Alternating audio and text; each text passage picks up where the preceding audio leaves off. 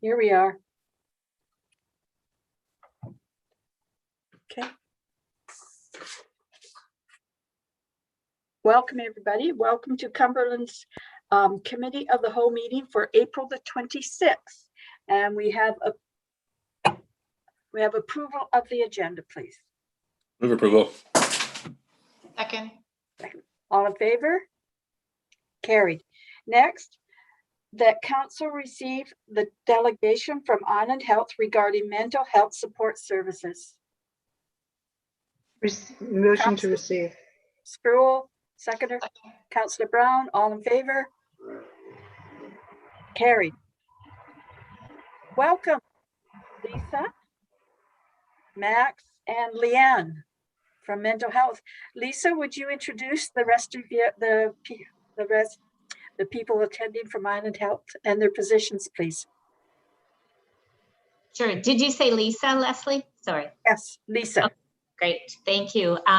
Lisa Murphy. I am joining all of you tonight from the traditional and unceded territory of the Comox people. I live in Comox. I am the director for MHSU for North Island, but I do live here in this community. Just will turn it over to Max next. Max, do you want to introduce yourself? Yes, hi, and thank you so much for inviting me to participate. I'm Max Yashuk. I'm the Executive Director of North Island within Island Health, so clinical service delivery for this area. I reside on the unceded traditional territory of the Comox First Nation. I live in Comox and I work in Comox where the St. Joe site is, and also work with and for a traditional, for the Kawakawa, Coast Salish, and Nuu-chah-nulth nations as well. And it's really great to be here. I've been looking forward to being a part of this since we originally got the invite, so thank you. And Hi Leanne? there. Yeah, hi, I'm Leanne Calm. I'm the manager for community mental health and substance use services for the Comox Valley, and I will be residing there within the week. Finally got some housing, so happy to be here. Congratulations. Thank you. It was tough. Yes, that's what I hear. Okay, Lisa, you wanted to make a presentation first? And Sure. So we wanted to keep it quite informal with the group and really interested in hearing any questions or comments that you might like to bring forward. I am a nurse by background, and I've been working in mental health substance use across central North Island, but mostly in this community for a long period of time. Actually, just for a tiny bit of personal context, Wednesday is my last day with Island Health. I'm preparing to retire from this work. But definitely in looking at and meeting with Leslie a few times over the last probably year or two, there were a couple of areas that it seemed people really wanted to hear about. And I just want to check that out with the group. One is the poison drug crisis. Some people call it the opioid crisis, but really wanting us to start looking at it as a poison drug supply in our communities. So hoping that that's one of the areas that people would like to hear a little bit about. And the other one is just generally what mental health substance use services under Island Health looks like in the Comox Valley, and most particularly Cumberland. Is that a fair kind of assessment of what people would like to hear about? Anything you would add to that? I'll just open the question up to the group. maybe that will come through your presentation and talking about the different programs. Okay. I'm sure there will be questions. Okay. Excuse me. Sometimes, and Leslie's really has been great at bringing this forward, sometimes people really want to talk about children and youth. Max has some connection with that work.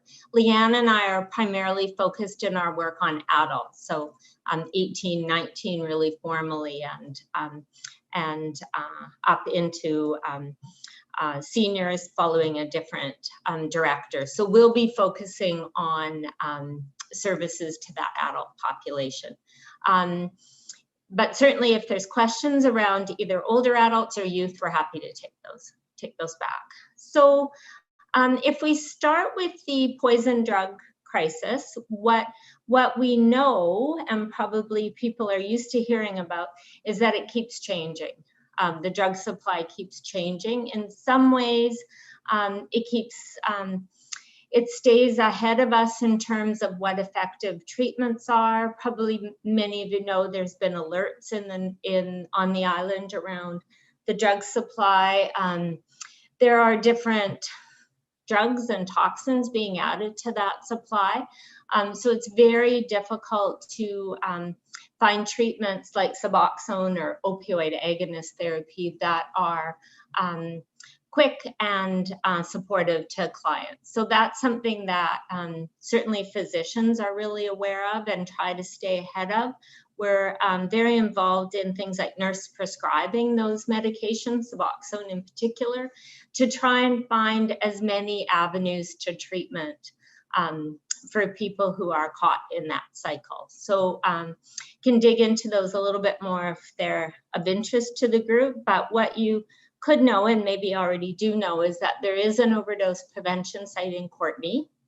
It's in the mental health substance use on England Avenue, and it's one of the only sites that's within an island health service. They're usually in an NGO or a nonprofit. So that came into our building, if you will, in September of last year. And the reason we really wanted to trial that was because the use of the overdose prevention site in Comox Valley has always been low, much lower than what we see in other communities.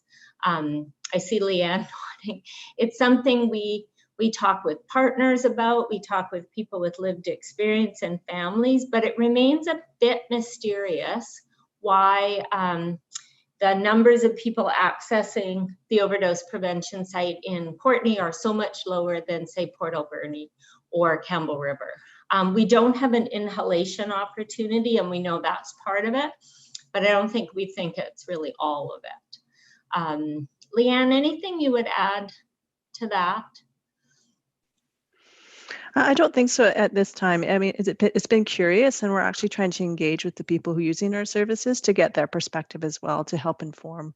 Is it something we could be doing differently? Are we missing something? And also really cognizant of the people who don't use that service, you know, the people using alone at home, and how do we reach them? Yeah. So we know that the people using at home alone are the most likely to die of a poison drug, of an overdose. And we know that those numbers still are disproportionately affect men, and disproportionately affect men in their 50s, 40s. So there's still lots of work provincially and within Island Health to try and connect with that population and better understand access to treatment points, what would make different treatment options more palatable and more accessible to people. The other thing you may have heard a little bit about is the Lifeguard app. That's a computer-based app that people can add to their phones. It alerts a system if someone doesn't respond after using a substance. Some people find that really helpful, and definitely at the overdose prevention site or with the different clinicians, those options are discussed. Still, the best safety measures are, of course, not using alone, making sure people have access and know how to use naloxone. With the changes in the drug supply, sometimes people are requiring more naloxone than in the past, so that's a changing worry, if you will. In terms of treatment options, one of the reasons an overdose prevention site is so valuable is it can be that first safe entry into treatment. So the staff working there, able to talk to people about different options for treatment, and really start to engage and develop trust for people if they wanted to explore other, or when they're ready to explore other options. It's certainly an area of service where people with lived experience have a powerful voice in developing the services and connecting with the service users to provide that opportunity for treatment and really to provide the opportunity for hope in recovery. Any questions about overdose prevention sites or the crisis? Councillor Brown? Brown and Councillor Sullivan. Yeah, thank you so much, Lisa, for that background. I'm curious, since Island Health took over the overdose prevention site, whether those numbers have come up at all. Are you seeing better use? Yeah, great question. Leanne, do you want to speak to the usage at the site? Yeah, we've noticed that it's actually trending up in the last 4 months. So we are keeping weekly stats, and people seem to be sharing with each other that service is available and utilizing it more, trying to make it a really welcoming space and a place for education and harm reduction. It's not just if you want to use on the site, and seems to be on the increase, which is good. Awesome. Can I follow up there? One more, yes, go ahead. So yeah, and I did hear some concern about the hours as well. And are you finding the hours are working, or is there potential to expand them in the future? And then my other question is about the lifeguard app, and whether I understand the when someone uses that it is an RCMP response. Is that the case, or is there some other responder who responds to when the alert goes up? Leanne, do you want to speak to those? Sure. It's the lifeguard app. It's outside of Island Health. I'm not sure. I don't know if I'm totally aware of. I thought it was also BC Ambulance, but maybe it is just RCMP. Ambulance. Is it? Yeah. So that's it what could be just first responder, whoever gets there. Yeah. Yeah. Yeah. And sorry, the hours. Yeah. Yeah. The hours of service are, we have expanded them more informally to see if there's going to be more uptake. And we are tracking sort of the busier times and trying to adjust staffing levels to meet that need. It's certainly a discussion that we have monthly, trying to review those times, and also asking the people using and partnering with us what service hours make sense to them. We are seeing that I think there's a bit of a need for sort of early evening, and so we're certainly considering those as well. Awesome, thank you. Yeah. Councillor Sullivan, then Councillor Kettler.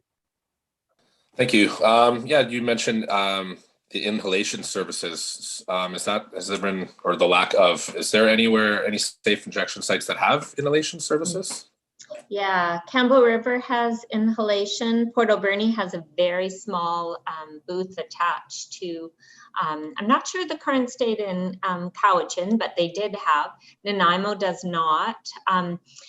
It crosswalks a lot of legislation, of course, around safe smoking and smoking with, so it's ventilation. It's been tricky, but the sites where inhalation is available are the uptick is much faster, and there's just generally a trend in inhalation. I think there is a belief, maybe Leanne, correct me if I'm wrong, that it's safer.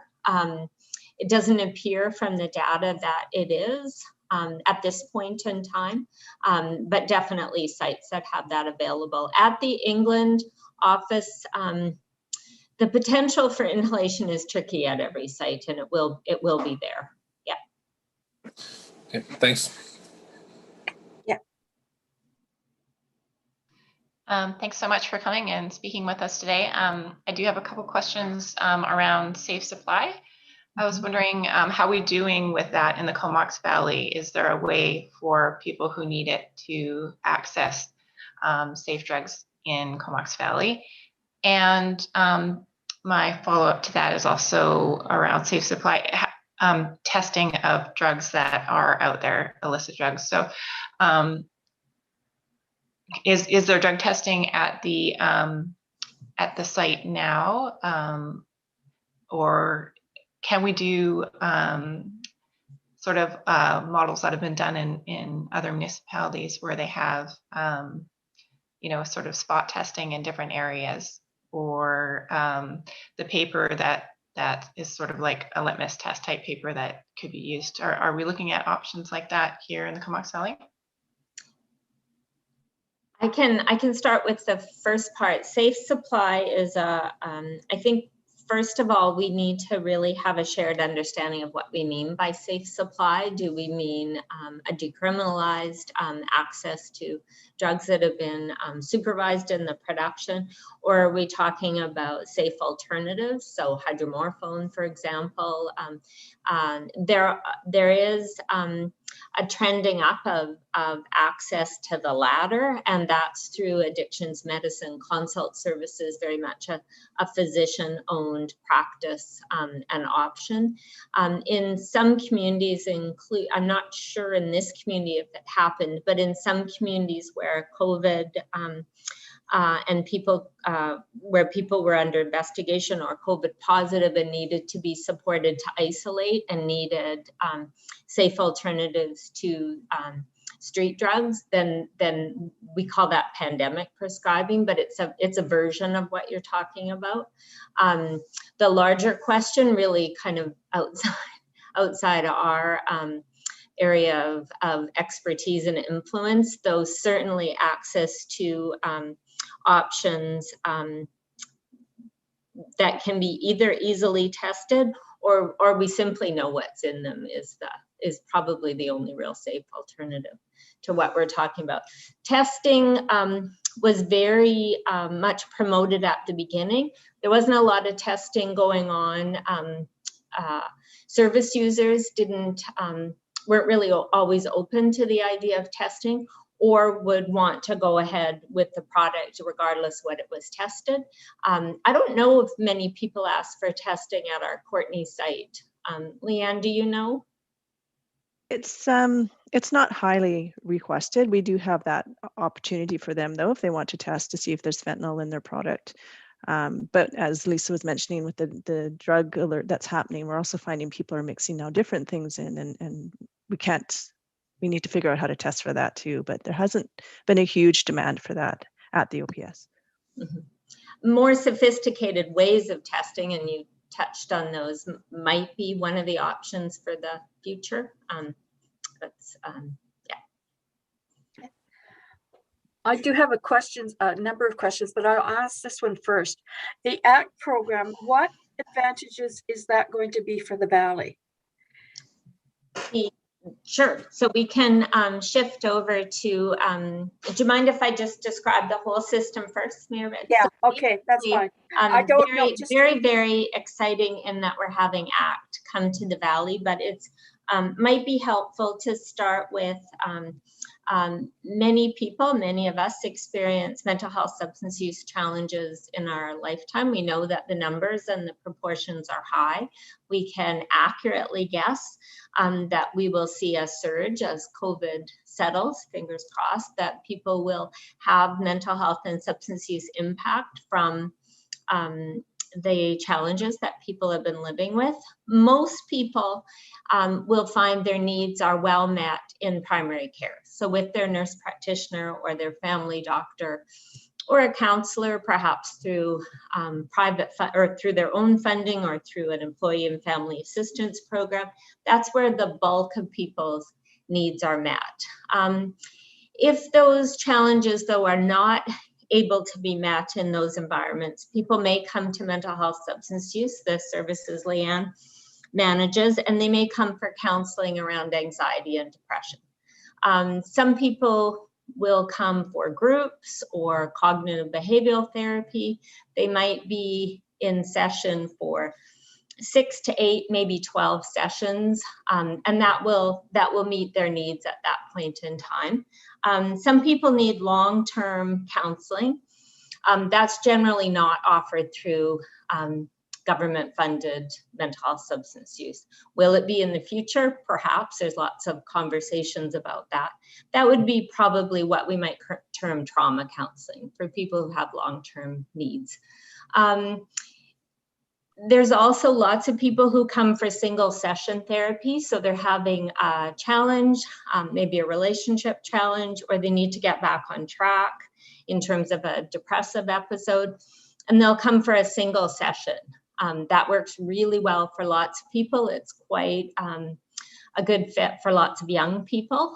And the idea of just that single session. So, but for some people, they may have a more longer term mental health challenge, maybe like a psychotic disorder or bipolar illness.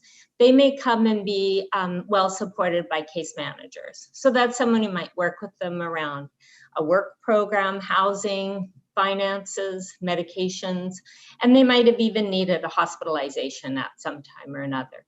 And then alongside that are all the substance use programs. So intensive case management for people who live in community with very significant substance use challenges, or counseling for people who are struggling with substance use. What we have all missed in the Valley for a really long time is what's called an ACT program, and that's Assertive Community Treatment Program. And that's for people who have what the system would term a significant and persistent mental illness. They may or may not have a substance use challenge. What we see is now probably many of those people do. Historically, they didn't necessarily. So the ACT program that Mayor Baird refers to, just getting started here. It's a multidisciplinary team. I think it's 8.5 full-time equivalents, lots of psychiatrist involvement. And it's really a wraparound service for people who have, as I mentioned, long-term significant mental health and sometimes substance use challenges. So it's an outreach team. We're just securing space. Leanne's teams are busy hiring, and it will really complete and round out the services for Comox Valley, well connected with the inpatient beds, with the other psychiatrists. So yeah, is that what you were hoping I would speak to? Yeah. So happy to answer questions about all of that too. That's probably a 3-minute description of a service. I think there's a definite need for it, and I think it will be a positive uptake and have a positive difference in the community. My question is, do you find that when you have centers in Courtenay that there's a transportation issue with people that live outside the area? I can probably start with that and then would look to Leanne. You know, pre-COVID, I might have thought so. We have learned so much about who prefers virtual, who prefers phone, and we've gotten so much better at offering that. What we found is even people who live close by sometimes feel safer, and it's just a good start to connect by phone or video. So I think historically, yes, it was probably a challenge. I think things have changed so dramatically that I think both options are really open to people. Now, there are some situations like a case management situation or ACT that face-to-face is, you know, that's key. But for many counseling situations, I think we're finding that venues like this work really well. I don't know, Leanne, what we've been surprised by the client feedback, I think. Yeah, we do check in quite regularly to see what avenue people would like to have services delivered to them. And COVID's really changed that for sure. Yeah. Okay. Councillor Brown? Yeah, thank you for the description of ACT. I had follow-up questions after Councillor Kettler. So can we go back to that? And then can I ask a question about ACT as well? So in terms of, I know the last time we talked about support services or education for doctors in prescribing safe supply. Has there been any movement on that front at all? And is that, where is the barrier? Is it with doctors or is it a systemic thing or what on that?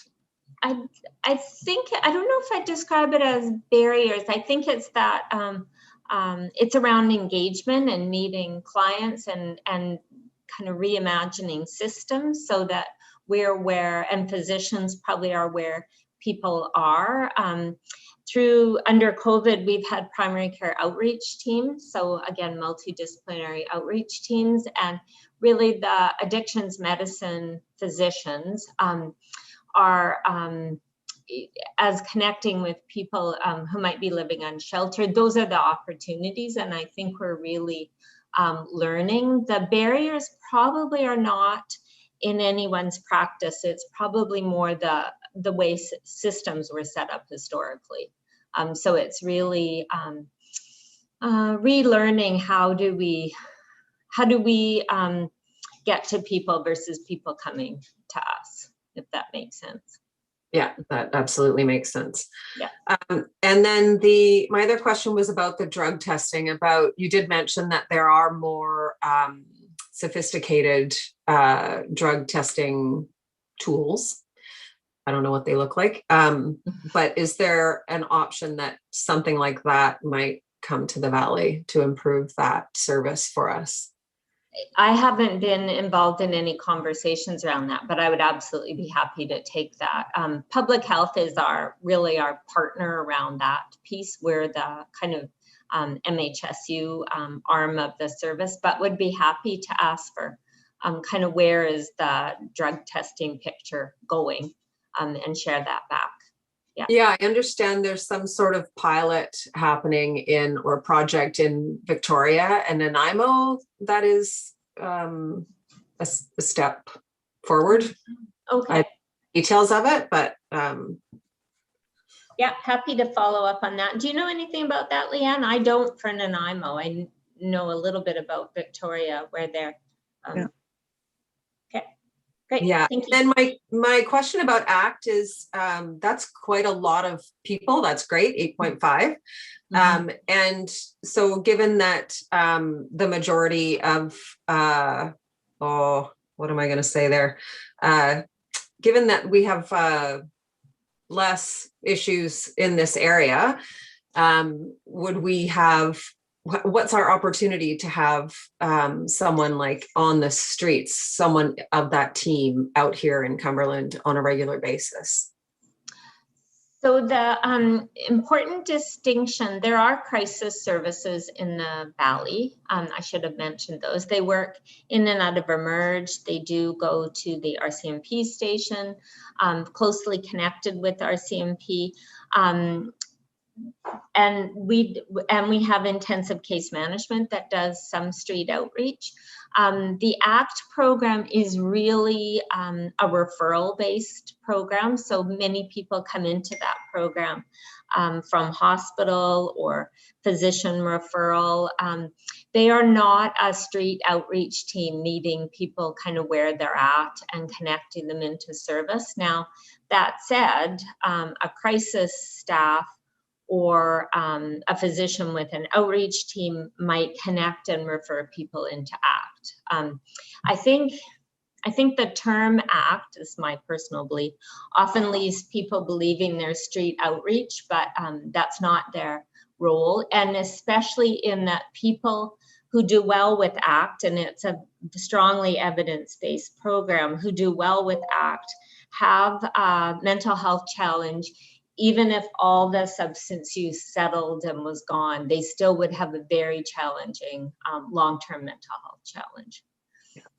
And sometimes I think what people are referring to is people living unsheltered, if you will, with a significant substance use challenge, and communities noticing that their needs aren't being met. Yeah, that's more intensive case management, and those clients generally are voluntary in service. Not everyone who's in an ACT program. Some people may be mandated to follow with them. Oh. Yeah. So, Leanne, anything you would add to that? No, I don't think so, Lisa. I think it's a good overview for sure. Might be taking you on another topic, but of this $56 million that has been dedicated to mental health, is Comox Valley getting any of that funding? I know in our discussions previously, there's a lack of counselors in the Comox Valley, mental health counselors. And that seems to be prevalent throughout not only Vancouver Island, but BC. When we have our mayor's discussion, it's something that is very close to every mayor on the island, and they have concerns that they're not getting the services that they require for their communities. So is there any promise of anything coming down our way?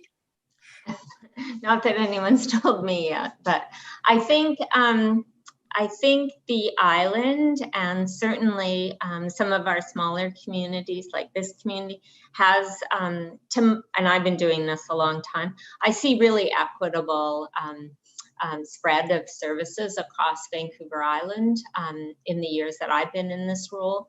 ACT coming here wasn't expected by me, and it was amazing. I think the counseling aspect you talked about, the work I do with the ministry, there is a strong interest in how will we improve that counseling services, and I assume that would be part of that Pathway to Hope money that was announced. I think there's strong recognition that some populations with needs have been disproportionately affected by the pandemic. I think of eating disorders, anxiety, depression, youth, young adults. So I couldn't say how that money will be divided up, but I would be personally surprised if it didn't, if it wasn't intended to help people with that mild to moderate anxiety and depression, for sure. Yeah. Yes, and with COVID, and families. I think there'll be a focus on families. Yeah, with COVID, I think that it's added the added stress of job loss, income loss, so many variables included in it that weren't there before. Yeah. And children also with what they're going through. So that is my concern about the general population and how we're dealing with it. And yeah, it's not, and I know they say to go out and be outdoors, but that's not the solution for everybody, unfortunately. There are people that just do not want to go out. And it is a very serious problem with some people. Yeah, and there does need to be a full menu of services available for people. Some people do really well with groups, and some people do really well with some of the online or virtual options. But for people where that isn't a good fit, yeah, some people absolutely need that counseling option. And you're right, there hasn't been a lot of lifts in the last number of years around that counselors. When it's appropriate, I want to speak to you a little bit about recruitment and retention, because that's an important part of this whole picture, but the counseling aspect can't be minimized, just as you said. Yes, I had a meeting this last week with the new CAO of North Island College. And we were talking about some of the needs in smaller communities in counseling and mental health. And she was going to look into that further to see if they could offer more programs in that direction. So the discussion has started. Good. Does anybody else have any questions or further comments? Yes, Councillor Brown? I have a question that's not related to mental health, but it's related to health services in the village. Could I ask that? That would be Max. Yeah. Max. Since you're here, Max. We've received... Yeah, please go ahead. Yeah. We've received some concerns from community members around our lab not reopening, and I understand that there's a staffing shortage. Well, I understand there's a staffing shortage in pretty much everywhere right now, except probably hospitality. And I wonder how that might get addressed. Having to go to Courtenay is a significant barrier, especially for our elderly population here. And so I know people who are just not getting their blood work done because they need to go on a regular basis, and it's just too much to get into Courtenay to the Life Labs. And every time I go by Life Labs, there's a lineup for and people waiting outside. So it just is, our people in Cumberland are getting a little bit left behind with the loss of that lab. Is there anything we can do? Yeah, so at the moment, so there's labs that have closed down across the island as we, consolidated our staff to be able to help with the COVID response. There are no decisions at all around having the Cumberland lab remain closed. We're still quite deep in the COVID response, and we have some future planning to do around lab services going forward. But at the moment, the lab within Cumberland is not scheduled to close or anything like that. Okay, so the potential for it to reopen is still there. Oh, absolutely. Yep. Thank you. As we start making our way through COVID, and right now we can really start to see the light at the end of the tunnel, even though it is really difficult. This last wave has been a tremendous wave and impact on us. We will look to see how best we can optimize our services going forward, but really holding to the point that there's no decisions at all right now around permanently closing any labs. Okay, thank you so much.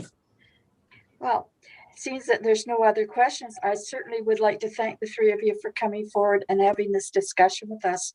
And I hope there's other people watching tonight and they can take a lot out of the information that you have provided with us. And Lisa, congratulations. Thank you. Thank you. On retiring. It's been a long time. We met years ago when I sat on the board with public health, and it's always been a pleasure working with you. I can say that, and you've always supported Cumberland very well. Thank you very much. And I look forward to meeting your replacement. And thank you very much, Max and Leanne. I will say that you've been amazing. Every time I've contacted you, you've gotten back to me and provided me with the information that I requested. And Max, I have it in writing, what you just told Councillor Brown. So we'll keep you on that. And what I have found out that they always say the squeaky wheel gets it.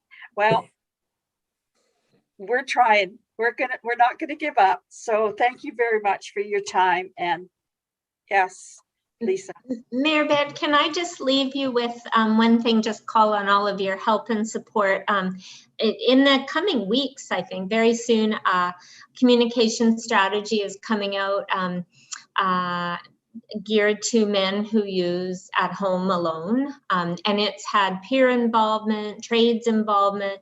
It's quite a innovative approach, and really hoping to make those connections with men. 80% of deaths are men. So connecting with men in terms of hearing their voice, what would work, what would change, what would help. So just please keep your eye out for that and share it broadly with your connections. I think it's an amazing opportunity for us to learn. So just wanted to ask for that. Yes, thank you very much. Anything you can offer us, we listen. Thank you.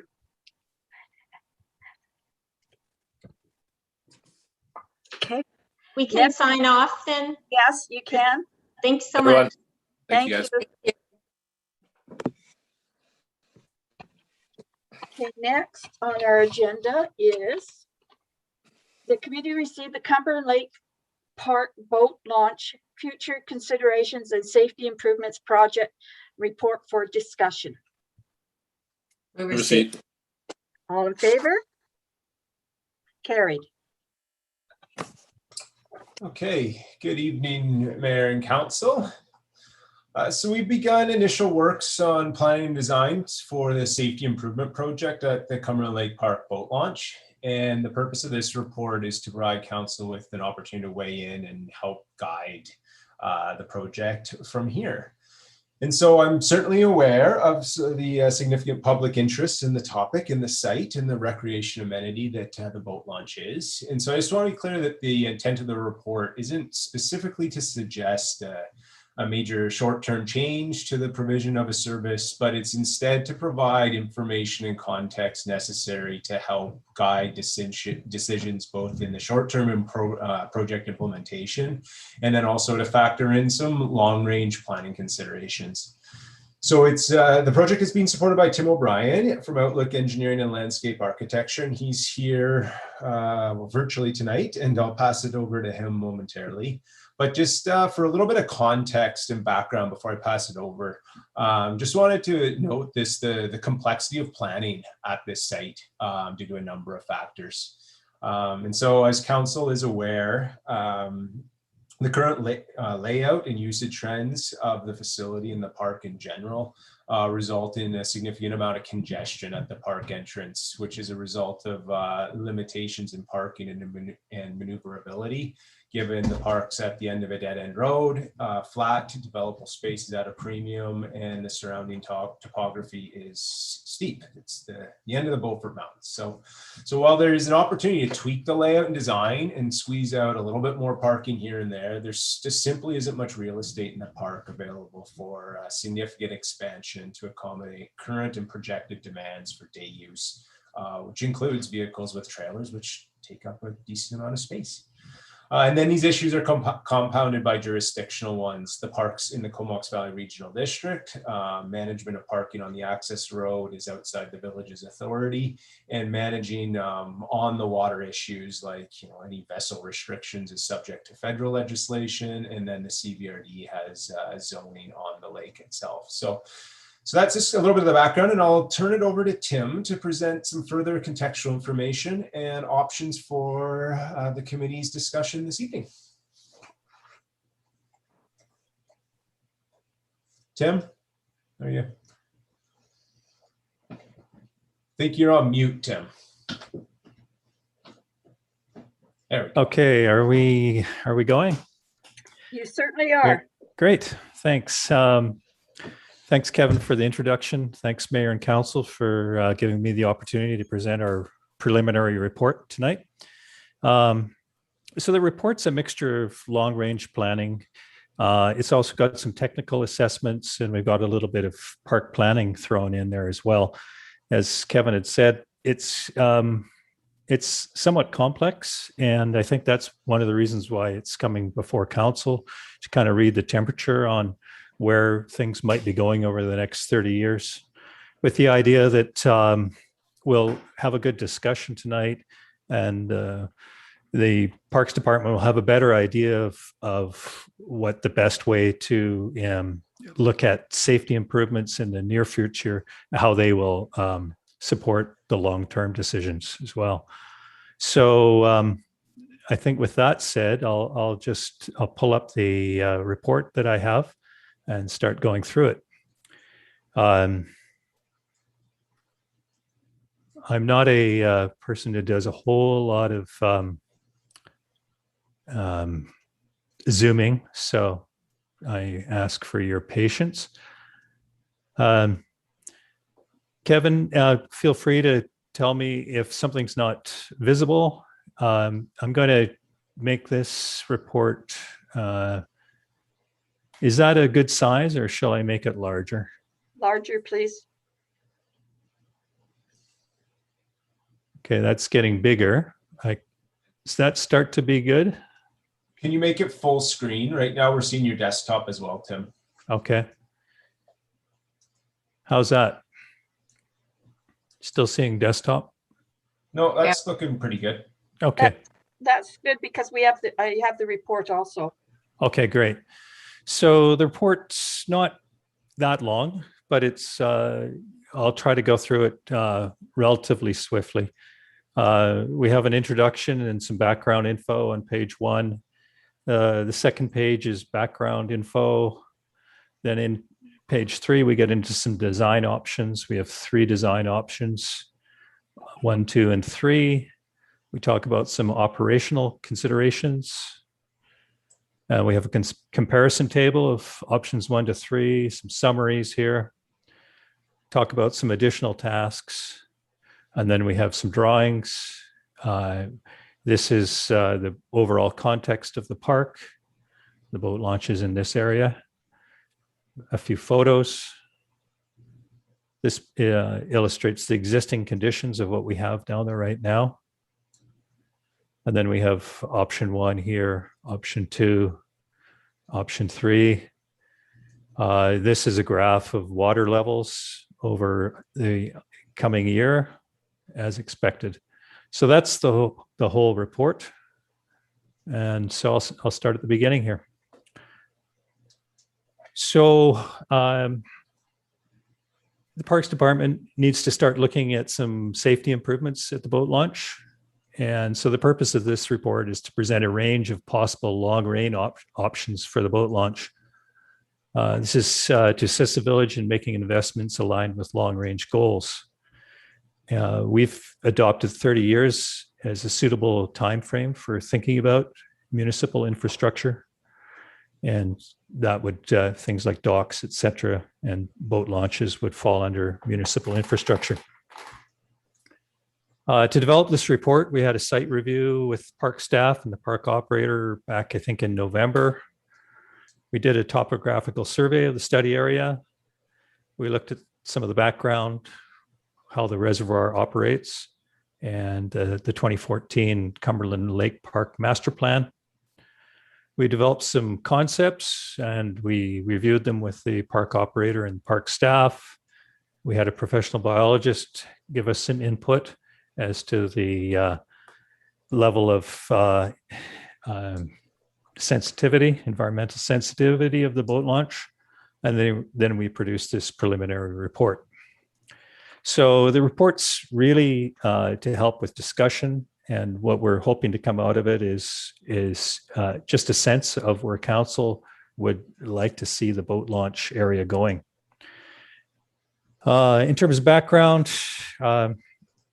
the Cumberland Lake boat launch provides motorized and non-motorized vessel operators access to freshwater recreation on Comox Lake.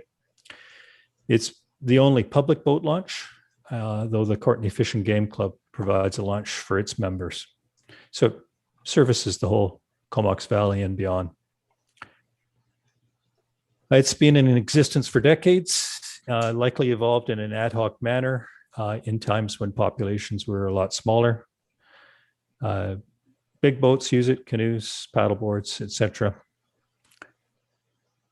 During peak periods, boats on trailers are the dominant users of the launch. As Kevin had noticed, space constraints combined with high demand create congestion on Comox Lake Road. And the enforcement of parking on that road is outside of the village's jurisdiction. It's identified as an enforcement priority with the RCMP. The main capacity limitations are roadway safety and trailer storage and vehicle parking. Expansion of the docks and ramps isn't really needed to increase the launching capacity. So you could make the ramp wider and the docks longer, but it wouldn't really change appreciably how things operate out there. Right now, the Comox Valley population is 66,000 plus. And if we assume 2% growth, we could be Nanaimo-sized in 30 years, or we could be even larger, depending on how things go. So if demand for recreational access keeps pace with population, we could, for instance, see double the demand of the existing site, which is already undersupplying the demand. So in terms of being able to supply the whole valley, we're just not likely to be able to do that unless things change a lot in the kind of boats and craft people like to use. People come as far away as Victoria, and the percentage of users that are actually from the village is expected to be a minority. Cabin owners on the lake also use the launch. And the Cumberland Fire and Rescue occupy the dock space during the summer months. And I understand they've had a couple of call outs now as first responders to events that happen on the lake, various events. The docks and launch are also used by the Comox Lake Wilderness Society and for their canoe, their Voyager canoe and interpretive programming. And the Vancouver Island Paddling Club also uses these facilities. The launch is open 12 months a year. It's pretty quiet most of the time, except for in the summer. The village doesn't have any restrictions on vessel size that uses the launch. and the federal government doesn't have any restrictions on vessel operation while on the water. A launch fee is collected during May to September by the operator, and it's $8. And there's also commercial and seasonal rates. Trailers with parking for trailers aren't charged, but launching is. The lake is also the regional district's primary source of drinking water. And there's the Comox Lake Watershed Protection Plan, which gives guidance and direction in terms of protecting the water quality on the lake. It doesn't single out launching of boats as high risk. However, it does identify several risks that are associated with boat launches, fueling, risk of spills, and just the amount of recreation on the lake that it supports. The Comox Lake is also a hydroelectric reservoir operated by BC Hydro. It has significant, say, 3-meter, 10-foot seasonal fluctuations in water levels. This adds a little bit of complication to the way the ramps are designed. And the existing log floats and ramps that give you access to the floating docks are at the end of their service life, and one of the key things that the Parks Department's looking at for safety improvements. The photograph here shows some of the, I would say, not uncommon congestion that occurs hot summer days in the summer. So moving on to some of the design options, we tried to present a continuum of long-range options. So 30 years from now, what's it going to look like? Not today, but in 30 years, what would council think the boat launch might be like? So we kind of ranged it from intensity of use to option 1, the way it is right now, with optimizing the number of motorized boats that can be launched, to option 3, which is much more of a kind of a canoe beach park feeling, to option 2, that's more or less a middle ground that has components of launching motorized boats as well as hanging out on the beach kind of thing. All of the options below assume that if launching capacity is to keep pace with the population that we may see in the future, that a third boat launch will be required somewhere on Comox Lake. So we're not saying that for an Nanaimo-sized population that we're going to be able to accommodate everybody here. And so it kind of brings in the idea of the regional parks function. If there was in the future a regional parks function, that might be something that could fall into that realm. So I'm just going to go through option 1 here. It basically, we did the topographical survey. We moved things around in CAD and found that the layout was actually pretty reasonable. The slope of the ramp is good. The width of the ramp is good. The length of the docks is pretty good. Really, the problem is that there's not enough trailer parking to accommodate the demand. And there's also, of course, challenges with the park entrance and one road servicing all of the things that it has to service there, leading to congestion and turning issues. One of the ideas that came forward from the park operator was that online booking could help a lot, so that people who came would already have a time slot and know that they had a place to park that was legal.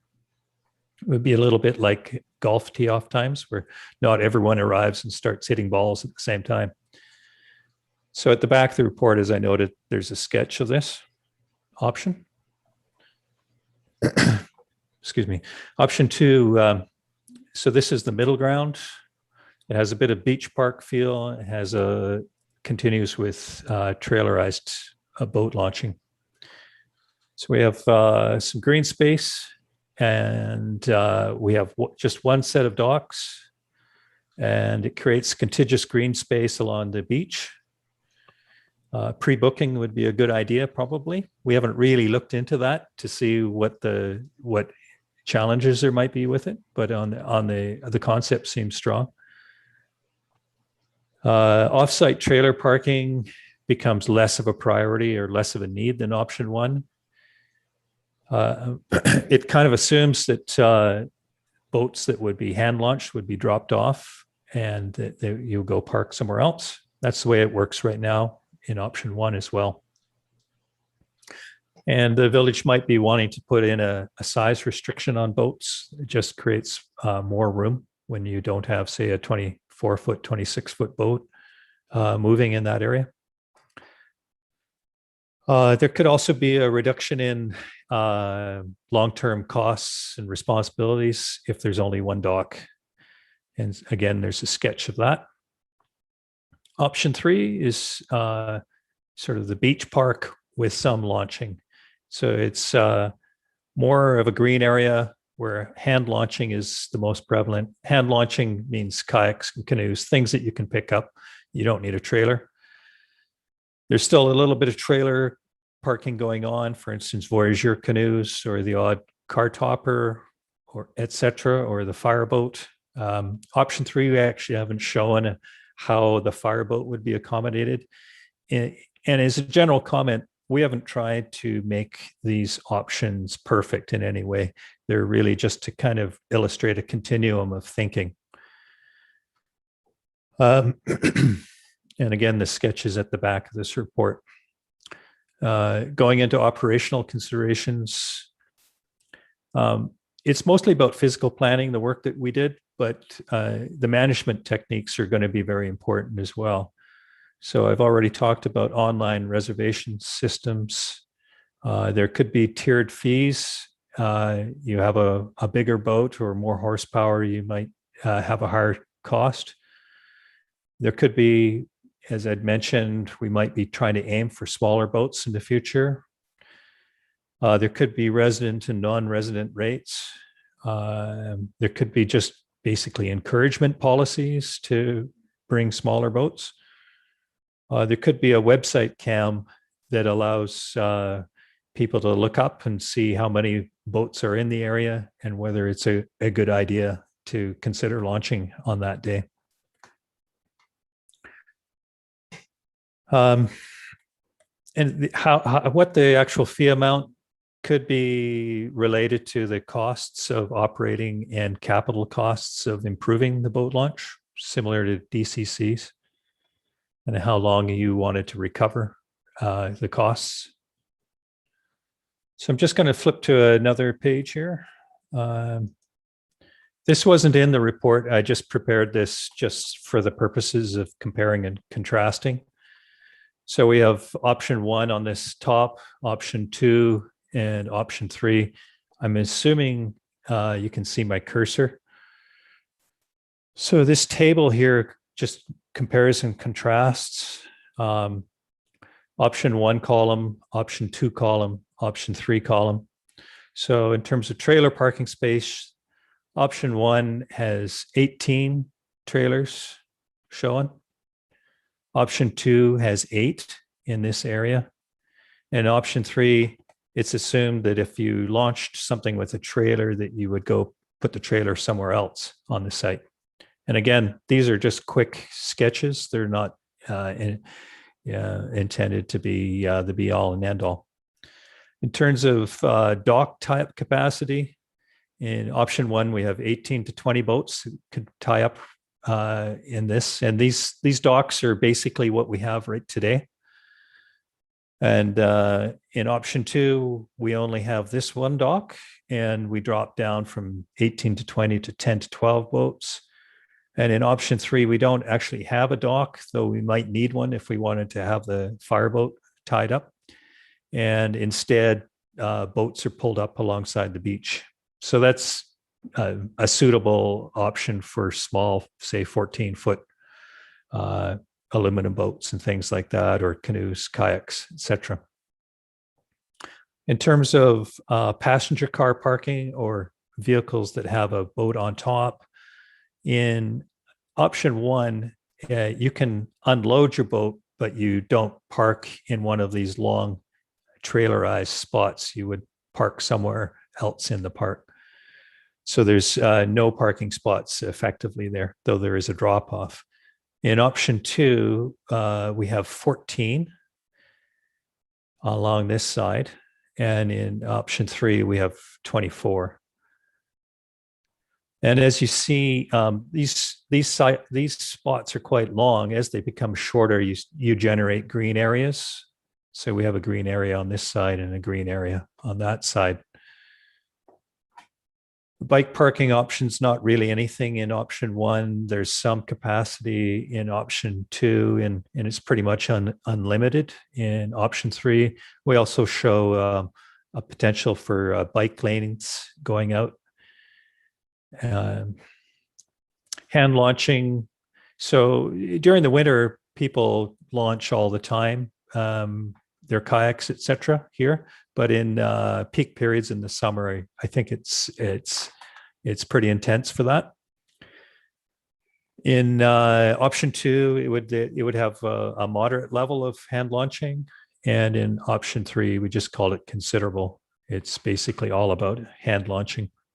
In terms of how it feels or the landscape setting, here it's pretty intense.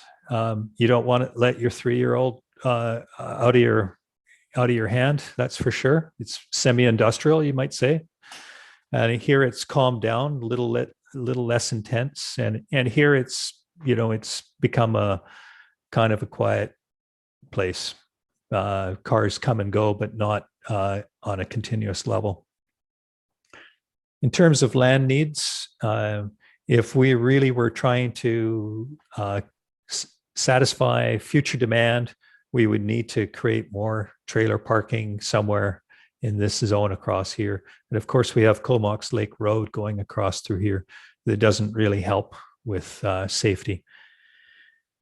And then in option 2, more land may or may not be needed, depending on what the goals are for service levels. And in option 3, again, you might want more land, especially if there isn't another launch facility being built somewhere else on the lake, and it's the kind of thing that is being thought about in the future. In terms of reservation system, it seems like it could be a really good thing for option 1 and option 2, and in option 3, it might be a benefit, but it's not really all that clear to me. So I'll just flip back to the initial report again here. So we went through this comparison table through here. Just to summarize the report, low season, the ramp works quite well. The internal geometry of the launch area is quite good. It's really more out on Comox Lake Road that we have unsafe conditions during peak periods. So we need to look at if we want to keep, reduce congestion, et cetera, we need to look at more land or new ways of operating the facility. Maneuvers at the launch entry at the park campground aren't good. If we were designing this today, it's not something that we would be recommending. As I've noted, the regional population is going to grow, and it's going to be a challenge to satisfy peak demand without really high investments in terms of roadway and topographic changes, kind of like BC Ferries level changes. And I don't think anyone's really thinking of that. The existing docks and servicing do require repair, and that's kind of the current focus of the Parks Department. And this long range planning is to help create a sort of a 30-year vision that helps the Parks Department direct the funds so that they're used in the best way possible. The way we might go forward in additional tasks, depending on what we're hearing, is that we could, or probably the parks operator would be looking into how reservation and webcam systems might start to address issues there. There could be a look at if there's any practical trailer storage areas in the subject areas, and it wasn't in our scope. We haven't really looked at it, but having driven through the area, and as Kevin noted, we're right up against a hillside. it's not considered to be a high likelihood that we could, that there's any magic bullet there. We could update this report and improve the design sketches to reflect further input from various sources. So, and in closing, we're just hoping that this helps the village focus in on what should be done. In terms of going through the rest of the report, I think we've pretty much covered that now. So that's, I think I'd go back to you, Kevin. Just make any comments or direct discussion. Yeah, thanks, Tim. Just a couple additional notes I would just add to the conversation, just in regards to parking maximization. That is something that, well, Public Works and the Park Operative have been working on the last few weeks, really trying to maximize available space within the current parking lots. The fact of the matter is during peak demand, we just know that there isn't enough space to accommodate the number of vehicles that are heading out there. So like I said earlier, there's some tweaks, minor tweaks we can make, but it would really have to be offsite to develop that much more extensively. And in regards to the dock upgrades, we're working with an engineer to Campbell River right now as well, just on the final design details for upgrading the safe ramps. The decision point is, you know, are we looking at over the long term on the same service level upgrading both docks or just doing one? I think at the very least for this summer, it's in our best interest to upgrade one, and that's the path we're headed down with the future upgrades. Like we have available money with the provincial grant we've received, but we just want to make sure that we're you know, spending that in the best possible spots, as Tim mentioned earlier. So with that being said, Mayor Baird, I turn it back to you for discussion, and both Tim and I are available for questions. Okay, thank you very much. Councillor Kettler, you're first on the list. Oh, yay. Yeah, it's obviously a difficult issue. I think, you know, it's a wonderful thing to have within the village of Cumberland. Well, it's actually in the regional district, but to have as our property is great. And, you know, accessed by so many people. But as staff have said, the real problem is during summer peak demand, it's a bottleneck. And, you know, we don't really have a good solution for that. I find it hard to, you know, to really reconcile where we want to go with the park overall, and our master plan for that park is really doing more green shores and promoting non-motorized activities and nature-based programming. And so that really lends itself to sort of that third scenario where we have these beach park, non-motorized access sort of ideas. But the reality is we have a lot of motorized users, and, you know, predicted to double in the next 30 years. So how could we then just jump to, you know, the scenario 3 with the beach park type of, I just don't see how it could be possible.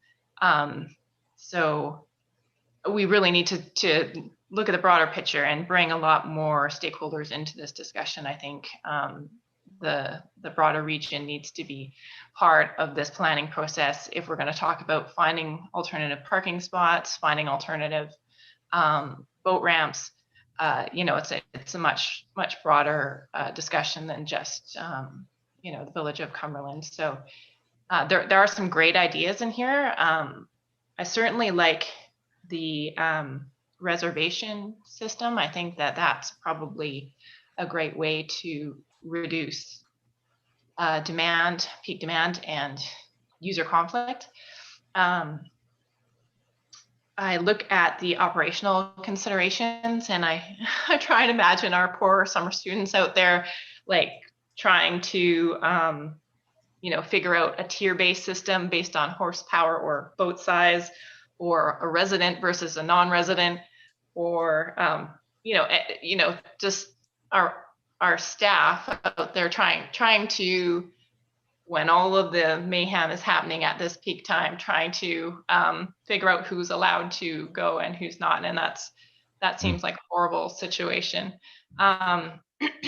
So I don't know, like it's going to continue to be a bottleneck for many years, I'm sure. And so I know that this is long range planning that we're talking about, but I don't think that we have all the players at the table and all the information we need to even have that discussion yet. I did want to ask about the docks themselves and the 3-meter difference in lake levels. Does that require some kind of extra hydraulic engineering for the dock, and what cost would that be? And that would probably determine whether we could do one or more, just by the cost alone. So that's one question I have.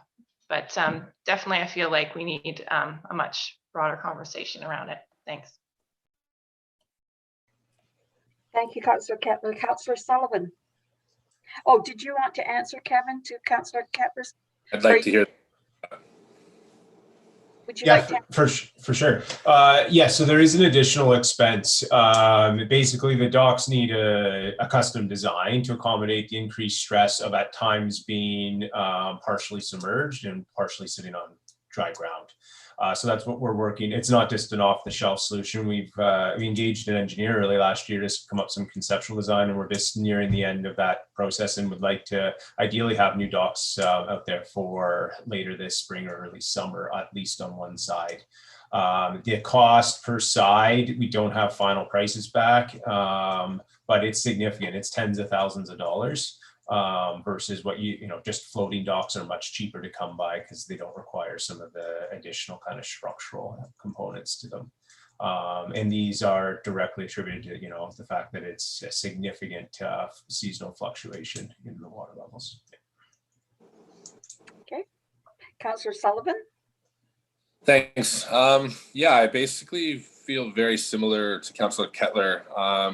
I mean, if we're going to grow to 115,000 people in 30 years, the north side of the lake will have to contain a boat launch if the residents of this community want to use the lake with their boats. I mean, everybody who has a boat sees what's happening now in the summer, and it's just, obviously not sustainable already. So moving forward, there needs to be more players in this conversation about an alternate boat launch.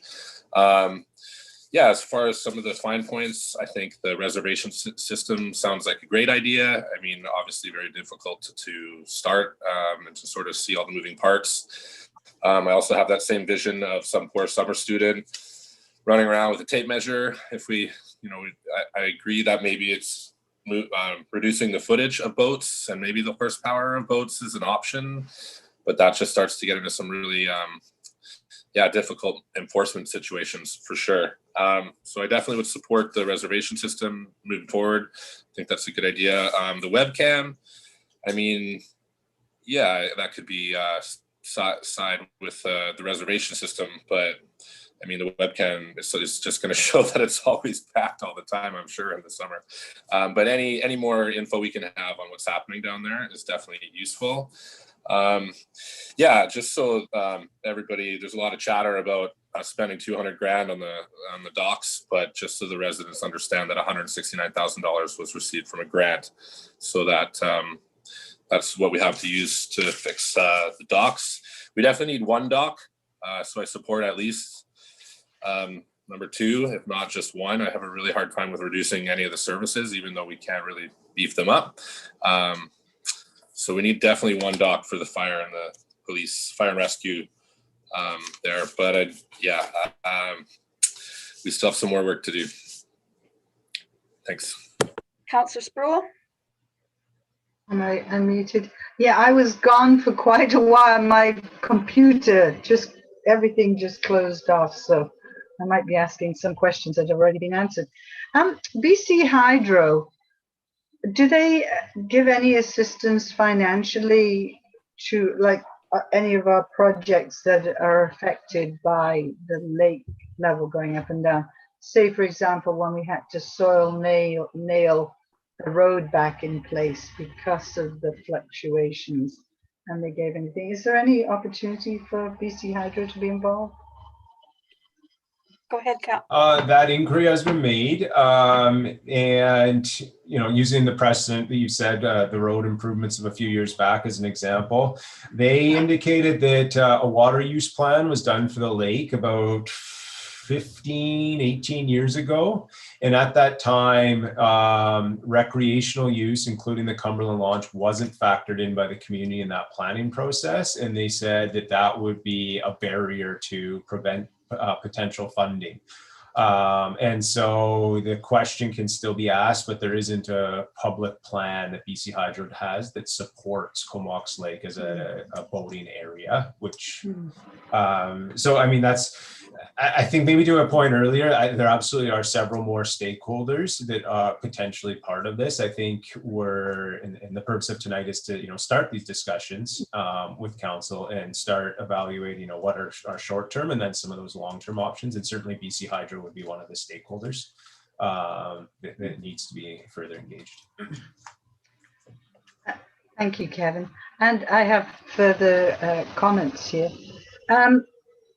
It sounds like however much capacity we would build at the docks by improving both to have maximum use, there'd never be enough over time. So it's very tempting to say, let's just not have the docks. We'll just let people launch and then take their trailers somewhere else. But I definitely lean more to option 2. I mean, I'd like to say option 3, but I think that's too full on that to restrictions for people. It would take a while to get that information out, but I would certainly see only rebuilding one of the docks and having more safe space and car top type. I see the trend being more towards paddle boats. I'm noticing less motorized boats on the lake, but maybe that's just my wish. But it would make it safer for a lot of people. It would, the thing is, the size restrictions, I find it very hard that that the lake surface and size restrictions are run by the different higher levels of government. But Maple Lake, which is not as big as Comox Lake, the big lake only has electric boats. So there must be some laws governing other freshwater lakes around here. But to have only electric boats on the lake, or a certain size that can go into the dock, or people have to, if it's over 30 feet, because some rather large ocean-going type boats get to go in the lake. I've seen them go down. I've actually seen them go down to the lake, past my house, come back about half an hour to an hour later, which tends to people say they're flushing out their bilges after the season of fishing in the sea. I don't know, but there are some huge boats that go in. Could we not enforce size or charge more for a larger boat? Or I think electric boats are more in line with what we're looking to do in the village of Cumberland, which is reduce our carbon footprints. So I'd like to see us moving away from the big motorboats, to smaller boats and electric ones. And one last thing, congestion. That was a really scary picture that you had there, with the 3 lanes all occupied, 2 with parking, 1 on each side, and then a vehicle trying to go through the middle. What happens in an emergency? It's the whole thing is. So anyway, the status quo can't work, but the only way to reduce traffic on that road is to charge more at the docks. Fine, and I don't know about finding a place to park trailers. That is challenging. If you think all the way back to Cumberland, there aren't any large open areas beside the road. So that's a real conundrum, what to do with the trailers. Anyway, that's about it. But thanks, Kevin. That's great. Councillor Brown.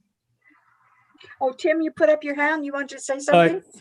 Yeah, just a quick note. There'd been a couple of comments about the difficulty of measuring boat length and things like that. And I think realistically, it would have to be combined with a reservation system where you enter the size of your boat at that time. So Okay. it's sort of a subset. That's all I was going to say. Yeah. Yeah. Councillor Brown? And I think right now, when people buy a season's pass, they do fill out a form that could very well include the length of the boat.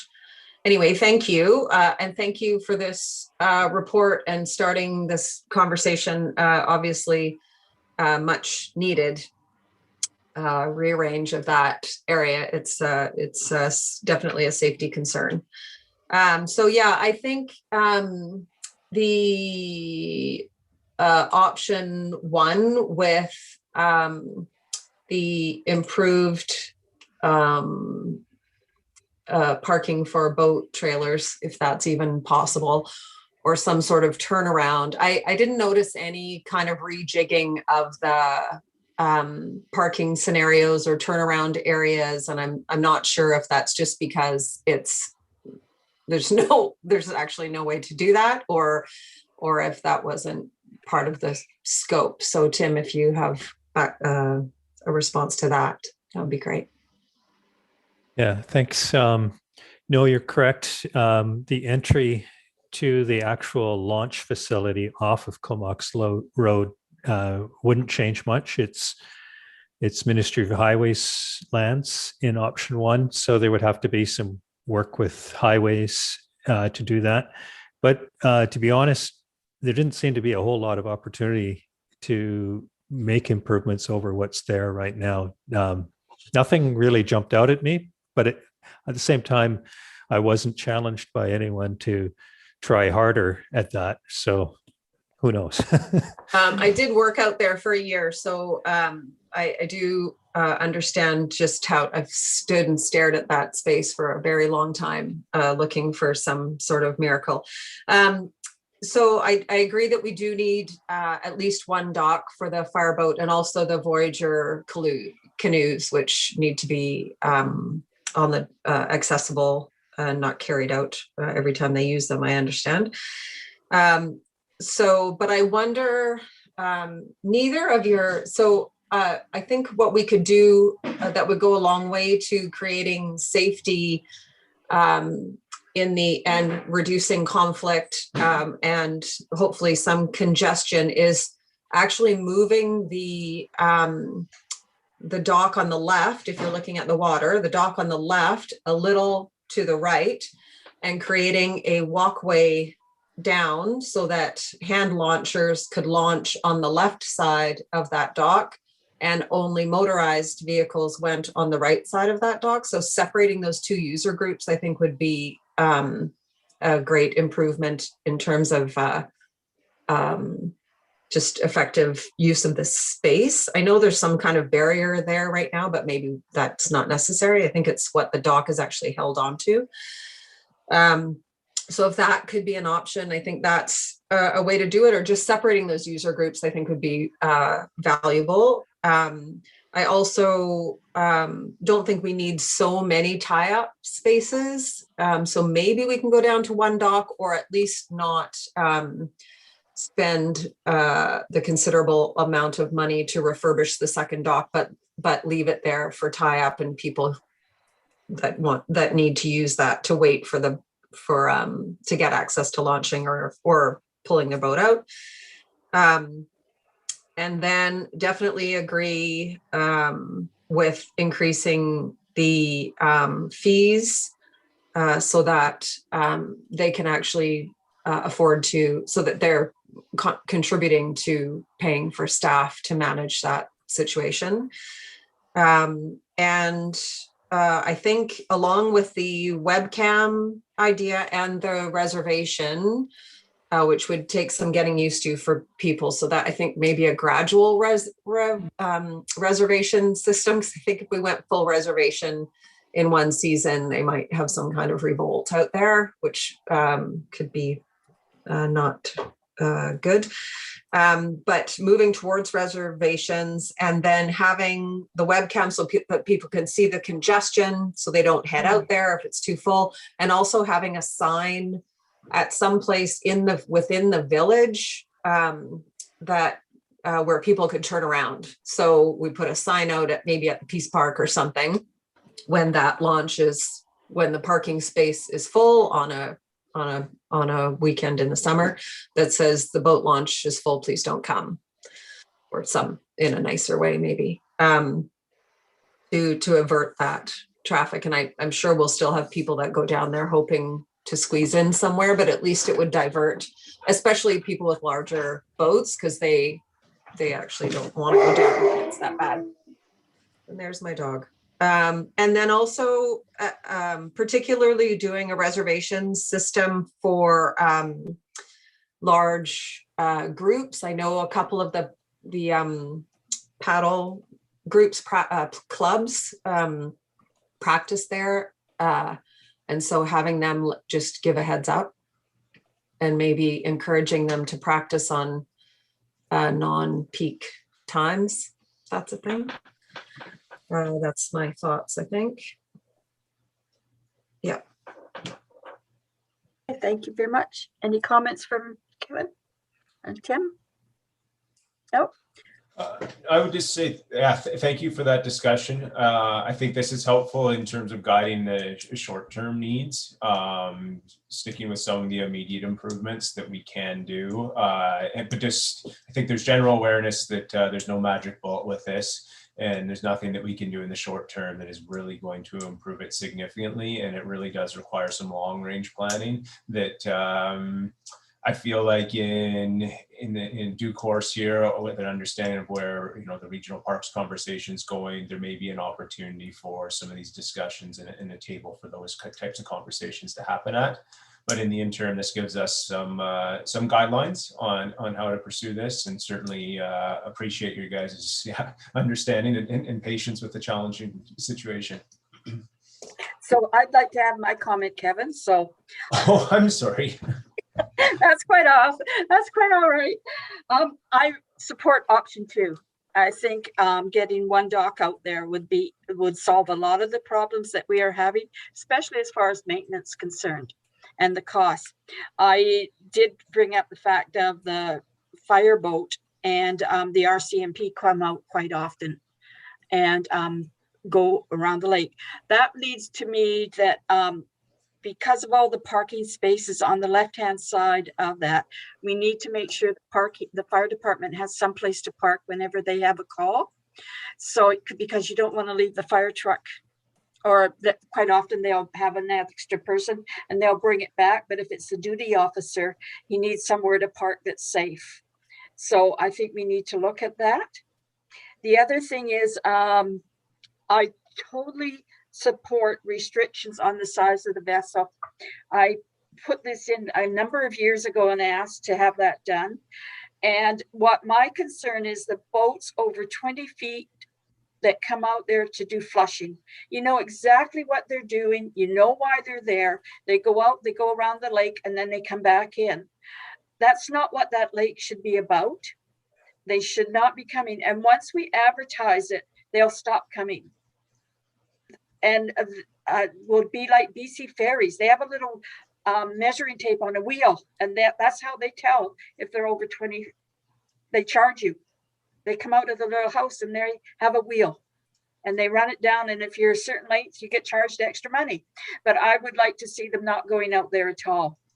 I think that's setting a precedent for them to be out there. And quite often we hear of things that could be flushed into the lake that shouldn't be flushed into the lake. So that's the other one is I completely agree with everything else.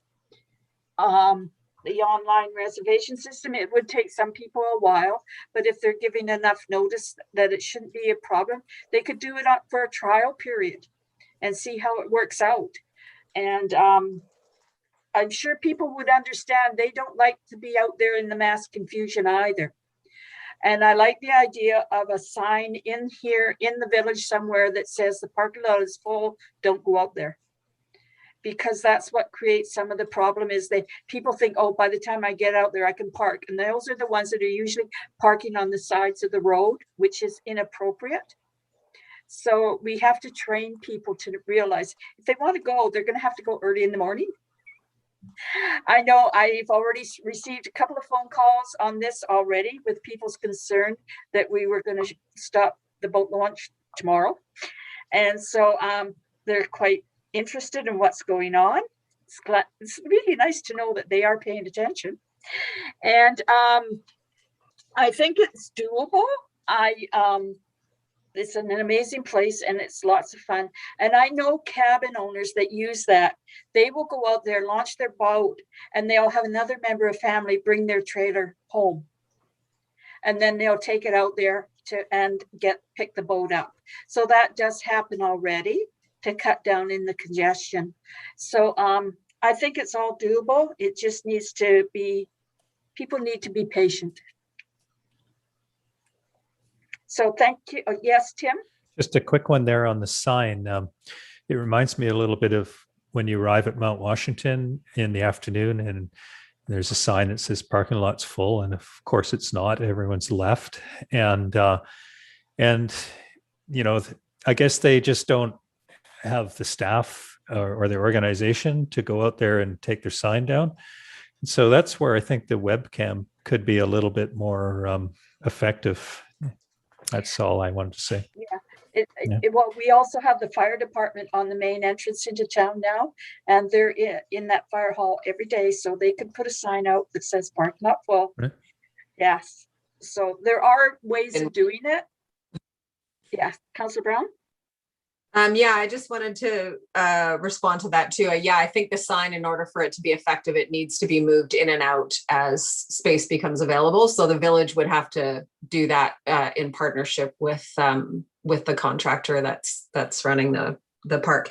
And I also just wanted to say, because I didn't in the beginning, that I absolutely also agree with the other councillors who mentioned if we do want people to continue to have access to the lake with their boats, aside from people who are using cabins or day users or the kind of use we're getting now, that we do need another option for launching that's on the Courtney side. It's just not possible to expand out here, nor is it desirable. Okay. Anything else from anybody else? Did you get enough information, Kevin? I'm sorry about that, Mayor Bear, but jump the queue. No, I think this has been helpful, and I think like in the purpose of the report section, you know, I think we can move forward and introduce some immediate measures, and this provides some clarity and direction for us. I think long range, there's still potentially a conversation to have, and I think a future report outlining some more potential policy options as information becomes available might be a good approach. But over the short term, this has been great. Thank you. Okay. So does somebody want to make a motion that we received the presentation from Tim O'Brien and Kevin? Yes, just make a motion that we receive the report. Move that the committee received the presentation from Tim O'Brien, Outlook Engineering and Landscape Architecture, and Kevin McFedrin, Parks Manager. Second, all in favor? Carried. Thank you very much. Look forward to the next work. Thank you. Thanks, Tim. Yeah. Thanks, Kevin. And now we have that the Committee of the Whole received the VIU Student Project Statement of Significance for the King George Hotel and Density Bonusing in the BCMU1 Zone report and the presentations on their projects by VIU students Nathan Simia and Jacob Burnley for information. Move receipt. Second, Councillor Sproul, all in favor? Okay. Okay. Yeah, good evening, Mayor and Council. I just got myself set up here, so I'm actually looking into the camera.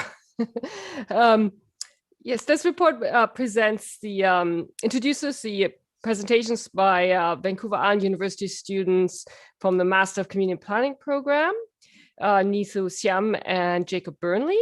Those two students completed practicum with the village this past term. We were lucky enough to recruit them for their 70-hour practicum that they do as part of one of their courses. And they did 2 projects, completed 2 projects for us that are, I think, been really great to work with them on and really informative and for the village. So the first one was an Ethos Project was to develop a statement of significance for the King George Hotel. And just as a little bit of a background, the Heritage Committee each year tries to complete a certain number of statements of significance. It was a bit challenging last year because of COVID-19. It made it a little bit more difficult to interview, get ourselves organized. So we are a little bit behind. So we were really happy to have NETHO help us with this. And the second project was that Jacob worked on for us was density bonusing and community amenity contributions in the VCMU1 zone. I just included a little bit of background information on that, and Jacob will provide more. So currently, the Village of Cumberland has a density bonus in some of its zone. I included which ones in my report. There is 4 of them, which means for some additional density in that zone, the village, the developer would provide a certain percentage of the units as affordable housing units. That's the first 3, the multifamily zones. And then the village entry commercial zone is a little bit different, where there would, the idea is that based on additional density, there would be contribution to a community amenity. So quite different, those 2 approaches. And Jacob looked a little bit of both of that in a broader context and in some other jurisdictions that he's going to share with us. So that's really it for my introduction. So the idea is they each have a short presentation, then you can feel free to ask questions, and we can have a bit of discussion at this point. The reports are both for information. We'll come back with the final with the King George Hotel Statement of Significance for adoption and addition to the Cumberland Community Heritage Registry at an upcoming staff report, and discuss the density bonusing as part of the Heritage Tools report that will also come back to you. Thanks. Thank you.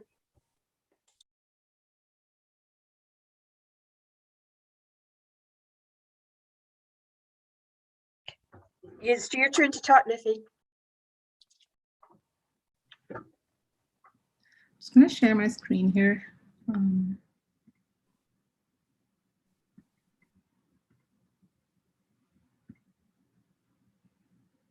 I'm hoping you can see my presentation. Perfect. Okay. Thank you, Karen. Good evening, everyone. My name is Neetu Sham, and I am presenting today from the traditional territories of the Indigenous peoples of the Treaty 7 region and Métis Nation of Alberta Region 3.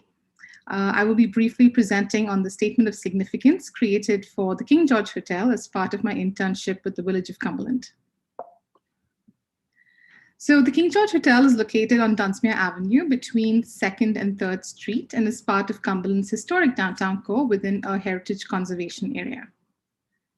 For over a century, this hotel has a legacy of operating as a family-run establishment, pub, and a social gathering hub for this once bustling mining community. The hotel has also included living quarters with space rented out for special events. So there are 10 key elements that define the heritage character of the King George Hotel. The photo seen here is the front view of the hotel. The 3 notable elements that can be seen in this view are the signboard, which reads the King George Hotel, the wide 2-story rectangular facade of the hotel, and the original 6-sash windows and multi-paned French doors on the 2nd story of the hotel. These pictures are of the rare west and east-facing view of the hotel as seen today.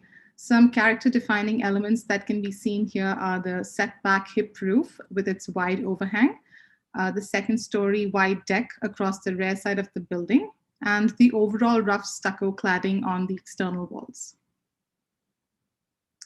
The picture on your left is of the main entrance of the hotel. It has a wood frame storefront with a recessed entry, including a transom window arrangement and paired entry doors with inset glazing. The pictures on your right is of the staircase inside the King George Hotel. While this is not a character-defining element in this SOS, Community members who were interviewed recalled the staircase as an interior feature that stood out in the hotel. So this two-story hotel has 4 important heritage values, which were identified as historical, architectural, social, and cultural, as a significant reminder of Cumberland's vibrant social life.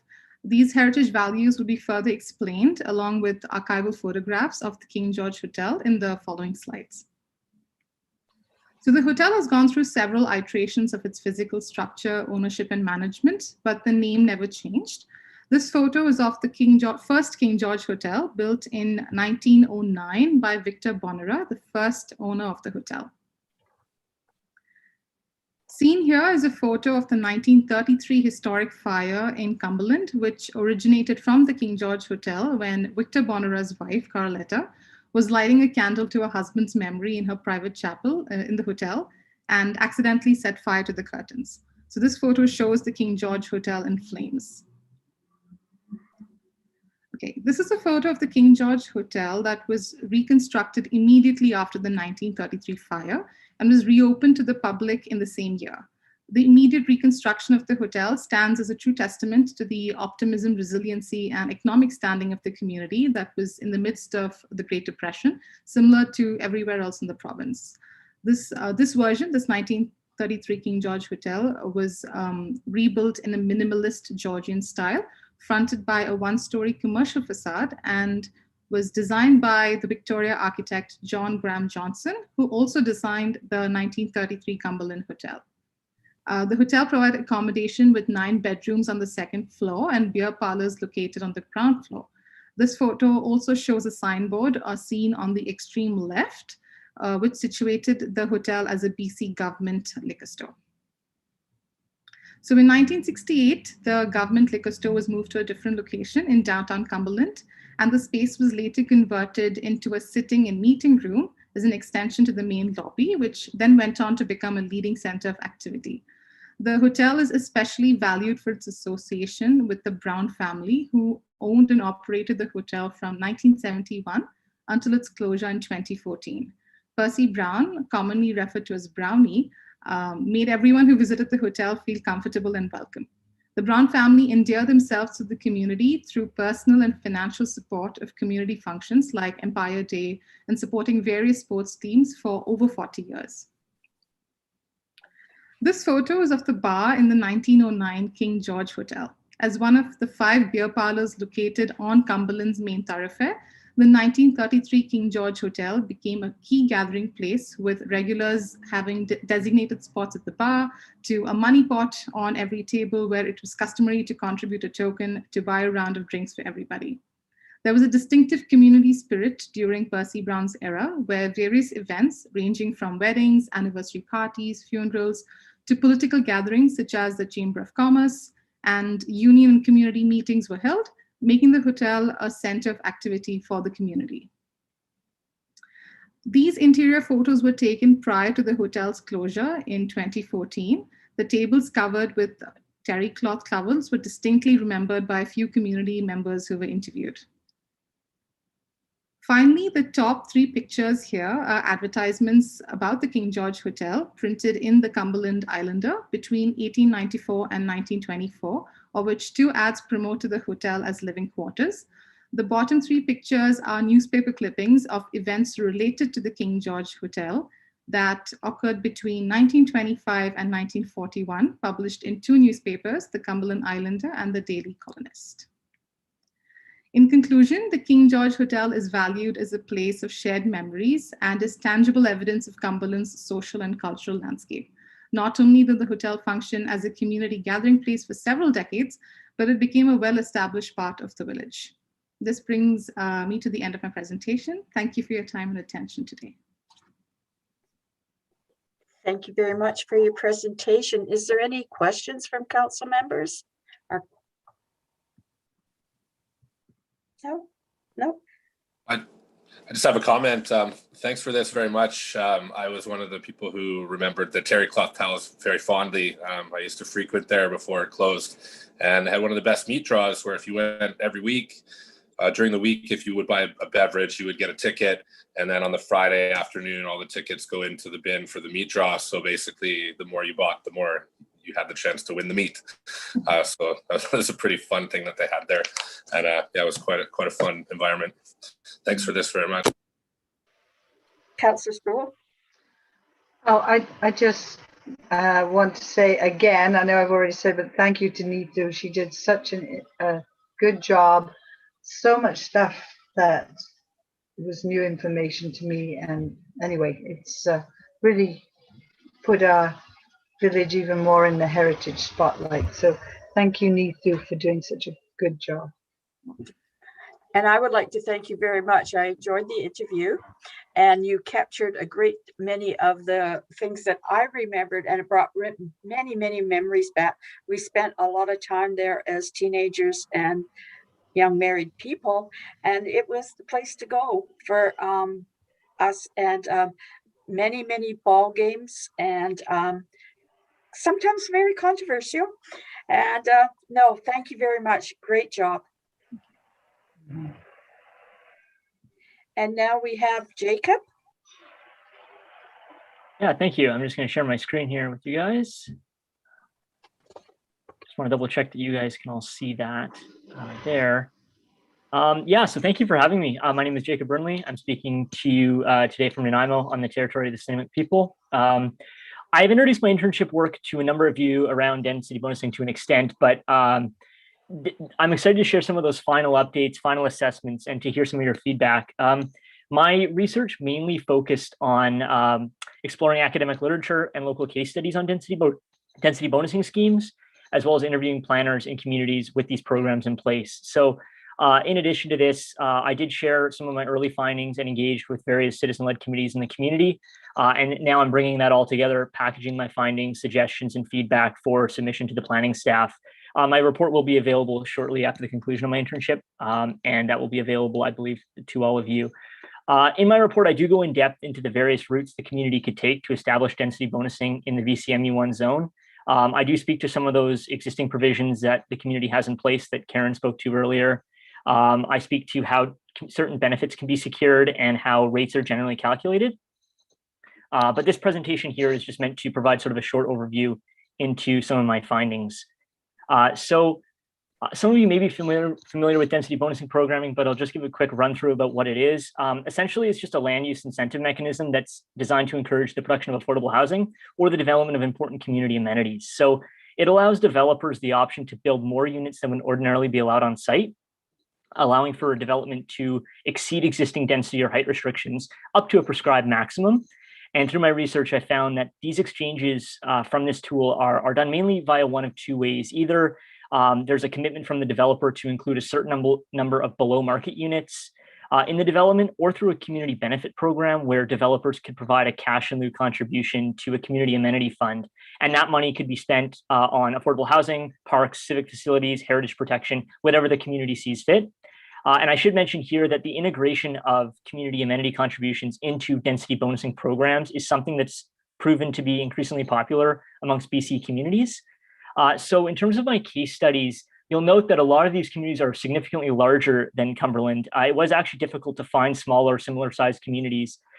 Some have yet to adopt density bonusing at all, and others are in a similar position where they're currently in the process of establishing them in their sort of commercial core zones. So I did look at a number of communities, including New Westminster, Burnaby, Campbell River, and Parksville, and to a lesser extent, North Vancouver and Duncan. All have different types of ways that they've established their schemes, but all offer some important lessons to address here. So some of those findings and common themes that I discovered across the board. The first one is that density bonusing schemes are voluntary, and there are some significant challenges in making these programs attractive to developers. So specifically in smaller communities, it's difficult to create these programs. In many of these communities, few developers have taken advantage of the programs in place, seeing exchanges as unattractive due to unequal or sometimes unclear financial trade-offs.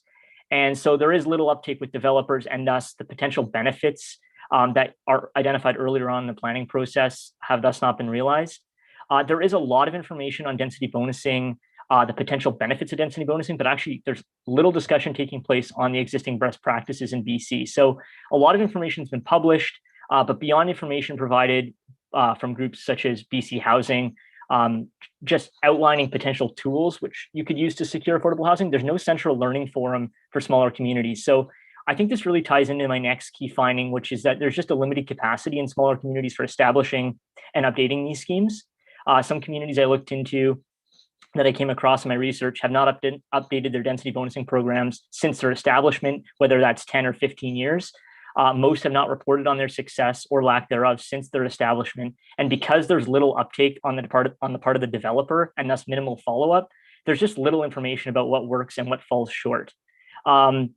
Other common themes that I sort of discovered through my process was that it is difficult to create effective programming in heritage neighborhoods. This is important for Cumberland in particular, especially in the VCMU1 zone. And I think that if density bonusing is to take place in this zone, provisions must be put in place to establish incentives for restoration. So essentially restoration and preservation of heritage buildings must be viewed as a community amenity if there is to be that exchange.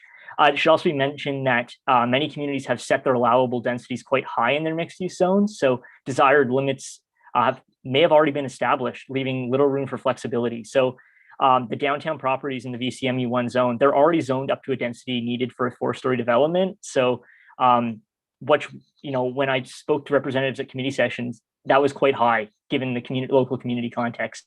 So something that was brought up in my research was the idea of reducing base densities.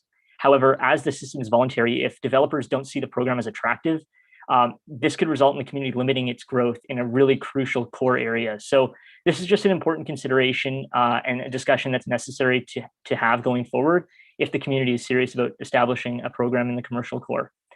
In terms of realizing the potential, it's not all bad news here because density bonusing does work in designated core areas and on a case-by-case and negotiation basis. I talked about the limited capacity of smaller communities, but it does appear that density bonusing schemes are most successful when done on a case-by-case basis. And one of the ways that this is done is through a land lift calculation process. So calculating the additional value added to the land that would come from increased density. While this approach is just and more appropriate compared to a flat rate across an entire zone, it's also more expensive to manage as each application for a density bonus needs to be assessed individually. Many communities in Metro Vancouver have seen success using this system, especially in pre-designated town centers where site-specific zones are actually created for each developer interested in pursuing additional density. Calculations and exchange rates are done individually in-house off of market land prices at the time of the rezoning. Of course, context is important here, and smaller communities don't appear to be taking advantage of this method. However, in the cases that I did explore, this method has been the most effective way of securing benefits, and I think it would be a missed opportunity to ignore it entirely. In terms of another benefit of density bonusing, it's that while many current programs haven't been attractive to private land developers, they actually have worked for nonprofits wishing to develop non-market units. The example on the right on this slide here is a 27-unit building in the city of Campbell River. A nonprofit support society got funding for CMHC and BC Housing for this building, and a portion of the units currently are allocated for people with disabilities supported by this specific society, and the remaining being rented at below market rates. So for nonprofits wishing to build non-market housing, it was shared by one of the people I interviewed that density bonusing can help with applications for funding. Land is the major upfront cost, so getting more units on one site is cost-effective and of great benefit for these organizations. So that's an example where it's easy and straightforward, but obviously, it is a different story when you're dealing with a private land developer. So finally, just kind of some key lessons, some next steps for the village. In conclusion, I think across the board, we could say that while they are attractive in theory, density bonusing schemes, particularly in smaller communities, have fallen short. From the conversations I've had with other planners in other communities for Cumberland, I think the next step will be to understand via land value figures how much revenue or affordable housing supply the community could actually generate from on-site density bonusing or an amenity contribution program. And in that regard, I think it'd be worthwhile for the community to work with an outside land economist to help calculate what that would be, because I don't think it would be appropriate to rule this out entirely at this point. If a community contribution fund is to be established for the VCMU1 zone, I think it's key that a priority list of amenities is created and maintained. This can allow developers to anticipate what provisions could be requested as part of a negotiation if you are to do that case-by-case scenario. And then there could also be a potential channel here through which contributions could be available to nonprofits or maybe a regional housing fund to ensure that the payments that the village might get back from developers isn't sitting in an account losing value over time. So there's a lot here to take away, but getting the data and those essential figures is key. Taking the time to explore ways to calculate exchanges, address maybe some of the different avenues for implementation is crucial in building understanding about what you're giving to developers versus what you're getting in return. So again, all this information will be available in my final report. I do go in quite in depth in my final report into some of the more sort of fine details around different methods of implementation. But of course, as evidence in my presentation, every method seems to have its upsides and downsides. And I hope that it can help better illustrate some of those options going forward. So that's all for the rest of my presentation. I yield the rest of my time, and I'd be happy to answer any questions at this point. Thank you. Thank you very much, Jacob. Is there any questions from members of council? Councillor Brown and Councillor Kettler. Yeah, I just thought it might be helpful for the hordes of people watching to outline what our current density is in VCMU 1. So whether Jacob has that or Karen can give us that. So where the starting place from which we would add density, right? Yeah, if you want to go, I think it's the floor area ratio is 2.0.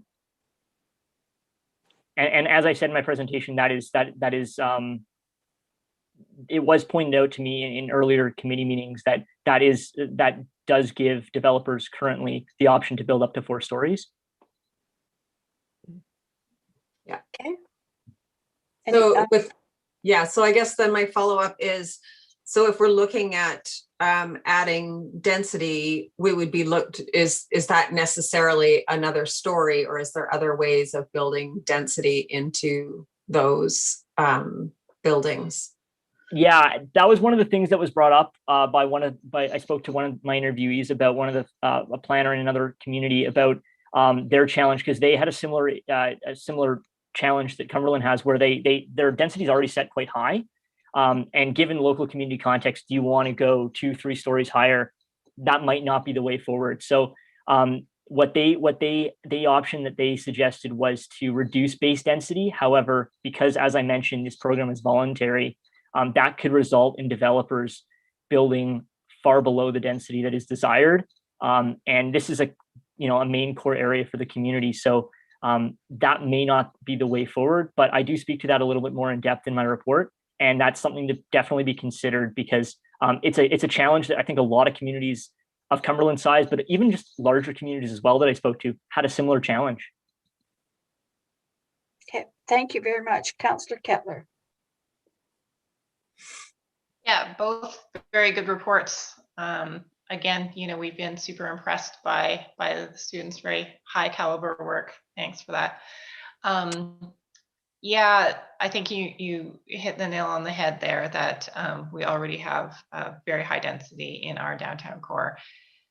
And to be able to reduce that base density, wouldn't that then affect the property values of the people that already own that? And what I've understood from heritage restriction as well is that if we make changes now to the zoning that would reduce potential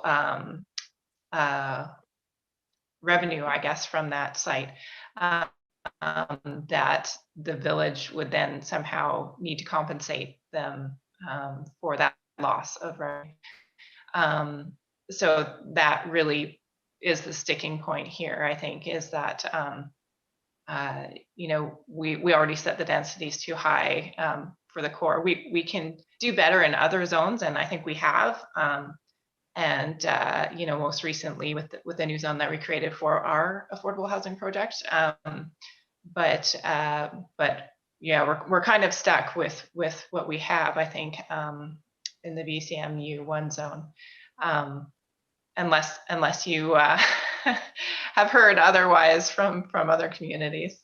Well, I also will say that a lot of the findings in this report are quite general across the board, just about density bonusing as a concept for implementation. So I think a lot of the lessons that I share in the report could be used down the road further for other zones too. So yeah, it is a challenge, but I think it's, I think a lot of other communities are in a similar situation to Cumberland, and I don't think it'd be appropriate to rule it out entirely at this point. But that definitely the issue of an existing high base density is something that needs to be acknowledged. So, yeah, if I can add to that, so there wouldn't be a requirement for compensation. Councils can change the zoning without compensation. It may just be, as Jacob said, then you might end up inadvertently with not the amount of density that you wanted if people, owners don't make use of the density bonus. So you can change the zoning. Heritage designation would require compensation. We talked about that in a previous report on heritage protection tools. So if you designate a property, and mind you, it should also be voluntary, then you'd have to provide compensation to the owner for potential loss in value of that property due to heritage designation. Yeah, I guess the only compensation would be to those buildings that are in the application process for a certain level of density already, right? Well, typically, yeah, you can't change the zoning on someone whose application is in progress. They would have the right to develop under the zoning that was in place when they applied. Yeah, like Jacob said, all these things there is always a pros and cons, and you have to really consider, the potential effects and play out the scenarios.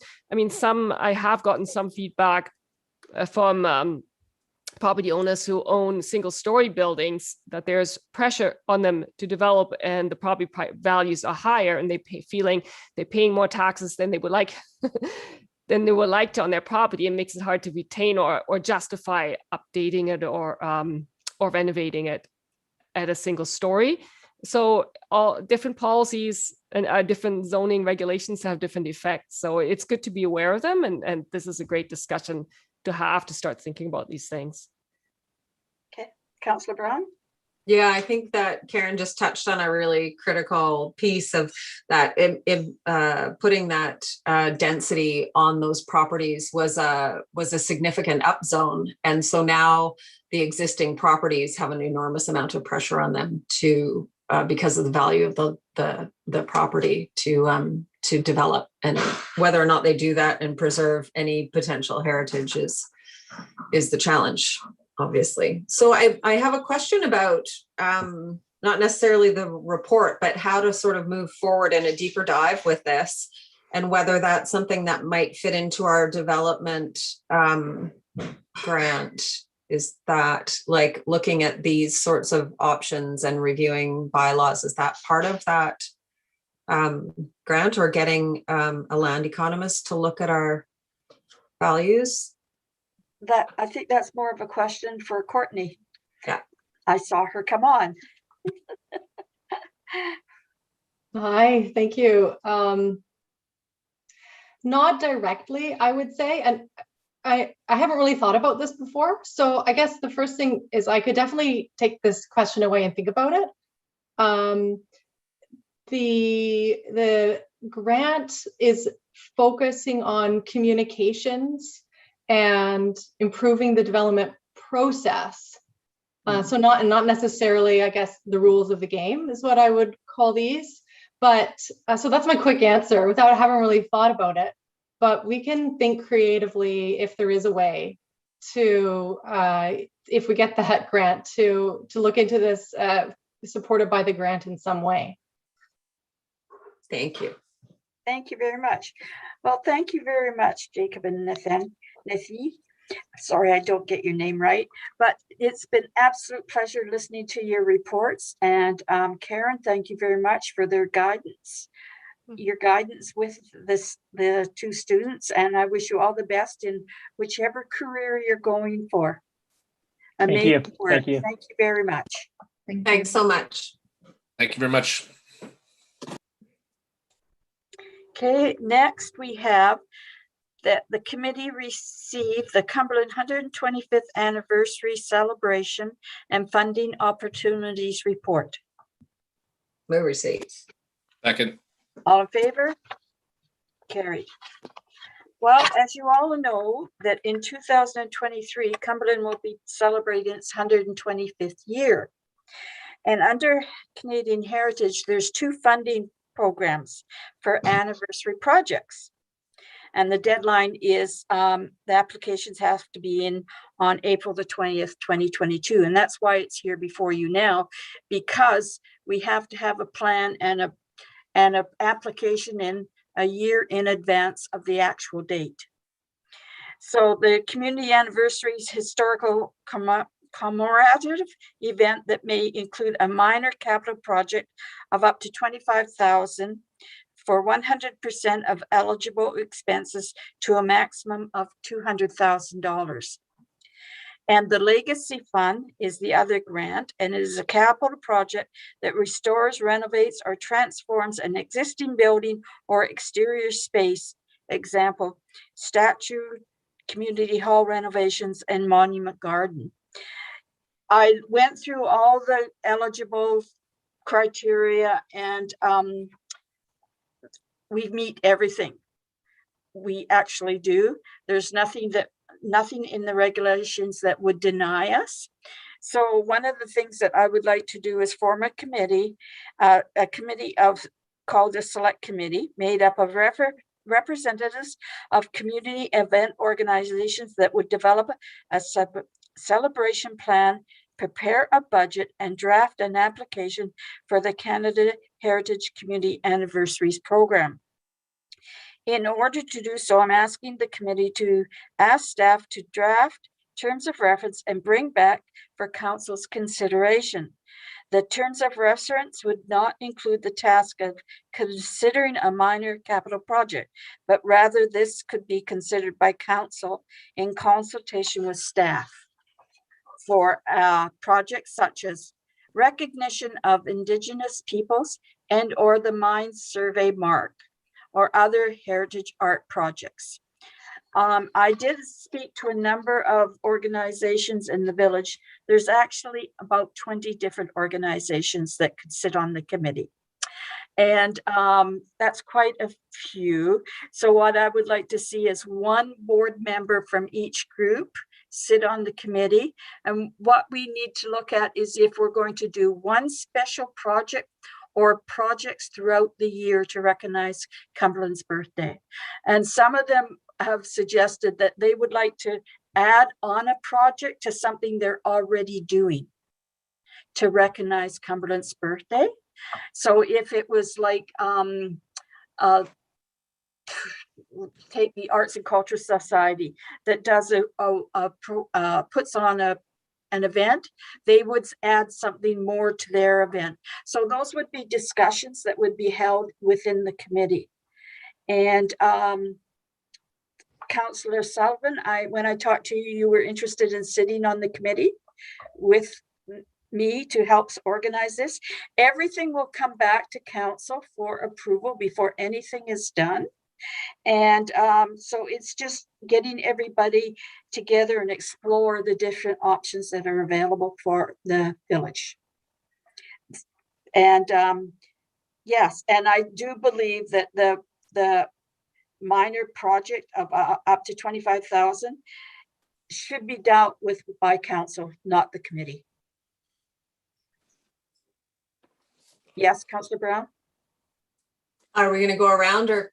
Yeah. I'm excited. Yeah, I think this looks really awesome. I like the component 2 option with the $25,000. I think that $25,000 could go a long way towards building a band shell, because we've been talking about doing that. And then that could host a like festival style anniversary. And so, you know, that could have historical plays, storytellers, tours, concerts, live music, movies, whatever. And people could, artists in the village could submit proposals to the committee to so that they were in theme with the festival and the history to be presented, so that we have a broad breadth, and we're supporting local artists in doing their thing. So my question is about the committee. So by committee, I'm not sure what you mean by events groups. Well, there's the Victoria Day Celebration Committee, the Arts and Culture Committee. There's the Village Works group that would probably like to sit. The Wilderness Society would like to sit at the table. The museum, the schools, or the fire department, the CBA, the OAP, CCSS, CCS, yes. So not necessarily events production. Like I was thinking like Cumberland Village Works, Lucky Village Enterprise. Yes. But those two. Yes, but all the others have the opportunity to come in and be part of celebrating what they feel they would like to celebrate. Like the museum might want to put on a display that focuses on Cumberland's 125 years. The schools might want to do something in celebration. And I think it's the opportunity for everybody to come together, because everybody's going to think of something different that they would like to do. The only thing they do not cover is sports. Yeah. But you could do a play about the history of sports in Cumberland, for instance. Yes. So, and that's why I added your rock yeah. to it. The BMX track could come in. They have to think outside the box if they're wanting to do this. Yeah. And so then the $200,000 is to pay for those different productions. Yes. Okay. Okay. Yes. And Great. we don't know how much we will get, but it's worth a try. I think the city of Courtenay got almost $100,000 for when they turned 100. Yeah. So everybody's going to have to realize that we might not get the full amount, but we might not apply for the full amount either. Okay. And you're assuming that it's a post-COVID event because it's 2023. So yes. Yeah. And if it isn't, they will have enough experience by then to put on events anyway by Zoom and other methods. Yeah. Okay. Councillor Kettler.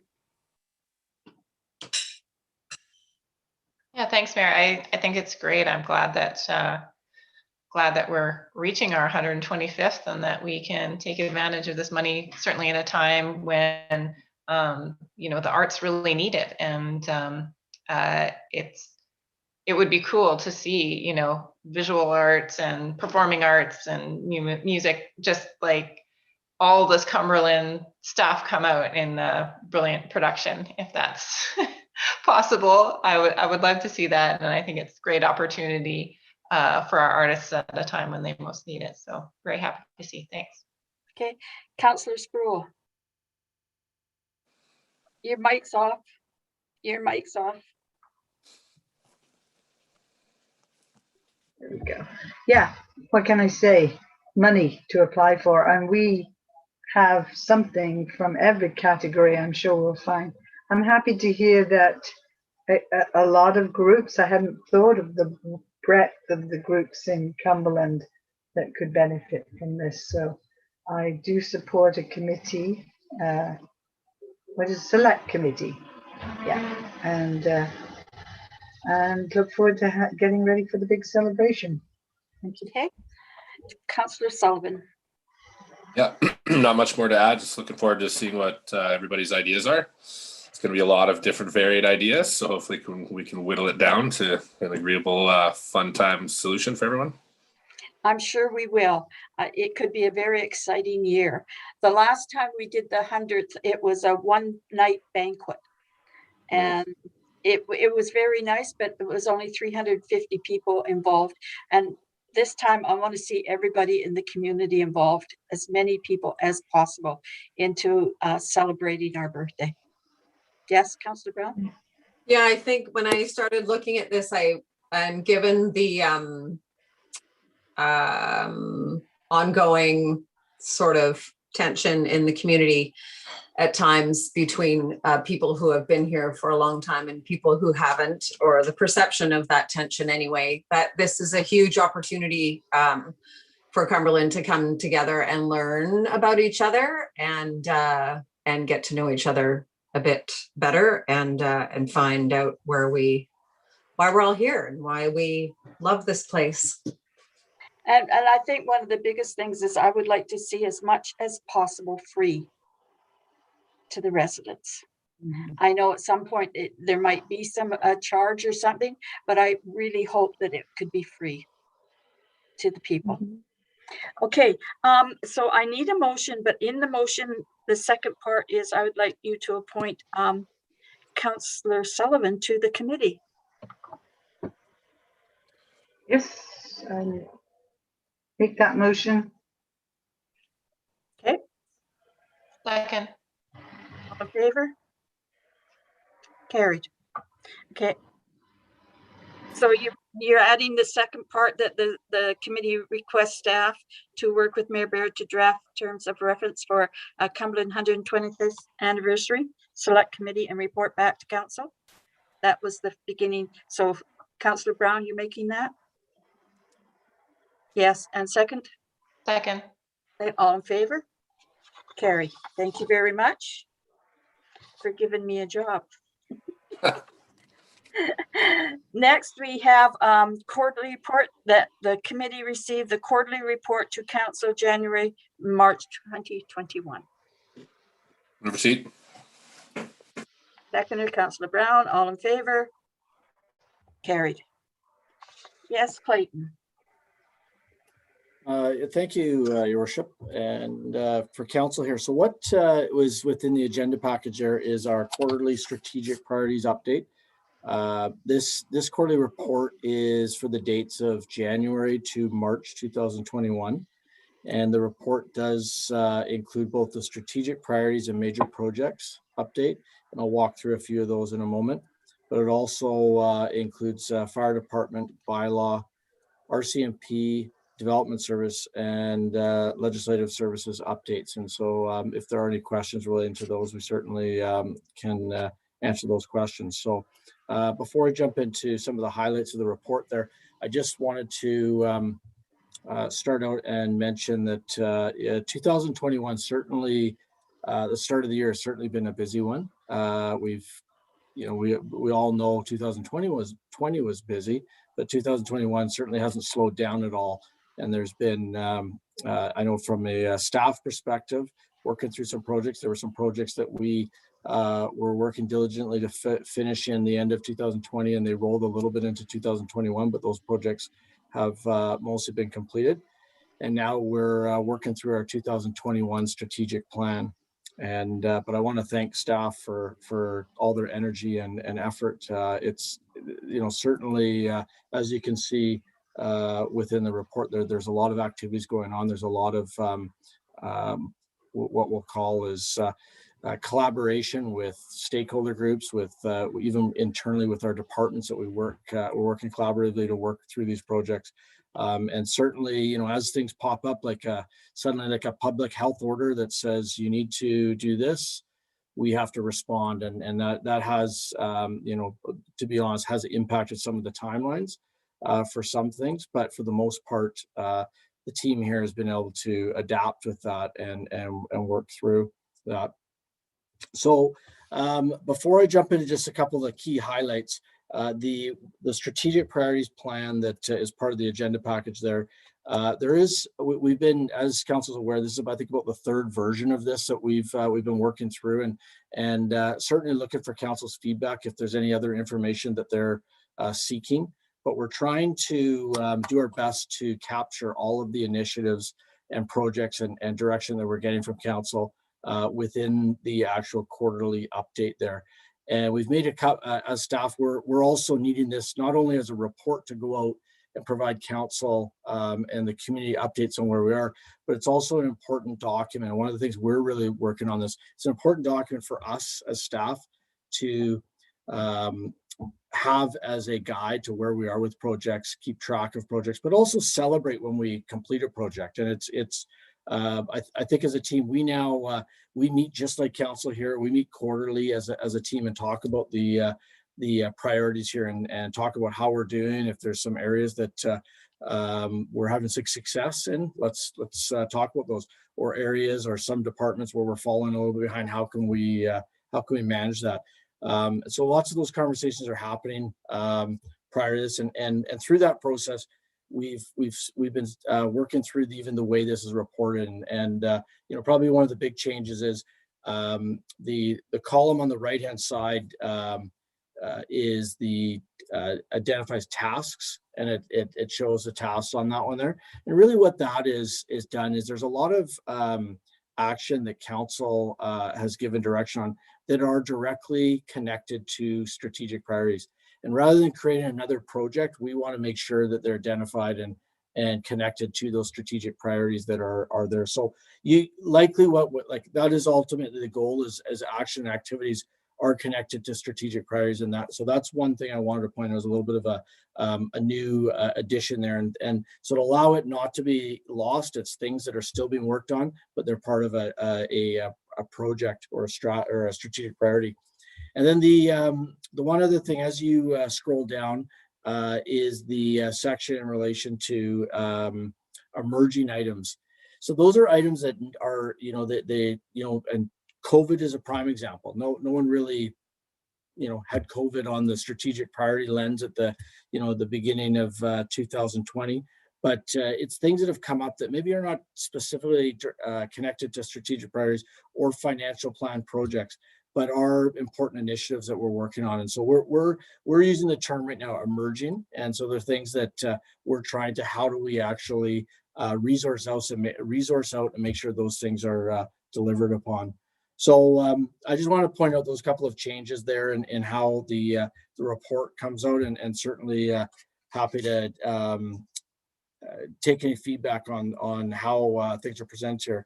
So I just, before I pass over, if there's any questions, just want to highlight a few of the major projects that I think are worth celebrating. The one is the fire hall. The new fire hall construction is complete. The fire hall, or the fire department, is now has the engines on site there, and they're responding to calls from there. We still do have some office equipment and staffing to move over there, but in general purposes, the fire hall is complete. So that's a big celebration. And to build something like that through the a pandemic, should be celebrated, and something that I know as a team here we're proud about. The water treatment plant is now fully operational. We had it online in December. However, through that process, there's been a lot of processes making sure that they're operating, and our utilities operators have been working through that process, and now it's fully operational. And again, something to celebrate. We've talked about tonight actually the fact that we're a recipient of a grant there for the lake park there and the boat launch. So again, a project that we're working on and doing some safety improvements and some waterfront improvements. And then a number of projects, our village forest land management strategy and the zoning bylaw were both completed and adopted. And the Cumberland investment attraction plan was also received by council and adopted.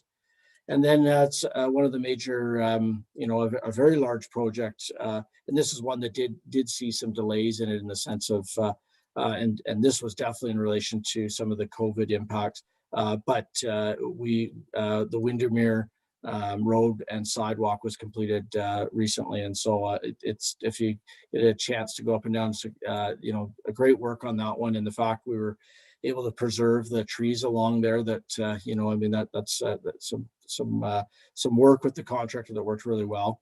And then the other piece was just the fact that we've been working diligently to reopen the office, which we have done that, and put all the safety procedures and practices in place there. So phase one of the office reopen plan is underway, and there's obviously a number of COVID restart pandemic response activities that we're doing right now. So, and certainly we have a really within the report, there's a lot of activities ongoing and a lot of major initiatives in the coming months. We're just working through, still working through the next steps with the civic facilities and properties project. So we'll hopefully have something to council probably at the next meeting there.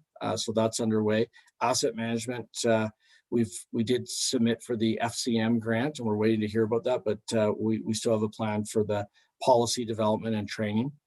And one of the biggest ones is our wastewater treatment plant. This is basically the largest project that the municipality has ever completed, and we're just in the process. And council aware of the last, I think it was 2 meetings ago, awarded some contracts to some of the consultants. So this is a project that's getting underway shortly, and so this is another one that is, it's pretty. Maybe it's good, maybe it's challenging, but we finish a major project like the fire hall and roll right into the next big project. Finish the water treatment, roll it.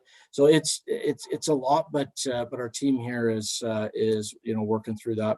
And then also we've got some work on the transportation plan, and there's a number of activities in here that are identified, and we're happy to answer any questions. But I think the priority one that's in front of us all is still COVID response. We had a meeting today with the business association, the Cumberland Business Association, and that was a great meeting to talk about how we can work with them and support them. And we'll have some information at the next council meeting on that. But it was a really valuable conversation to make sure that we know that is a priority of councils, and we're wanting to make sure that that's still moving forward. So there's still a ton of activities relating to COVID that do impact other projects, but we're trying to lessen any service reductions and service impacts, and keep the operations moving forward. So I think at that I will happy to open up to any strategic questions, and also if there's any other the department questions. There's a few of the department heads that are online here, and if I can't answer the question, I'm sure one of them can try, and if we can't answer, we'll get back to you. So, okay, now we'll start with Councillor Sproul.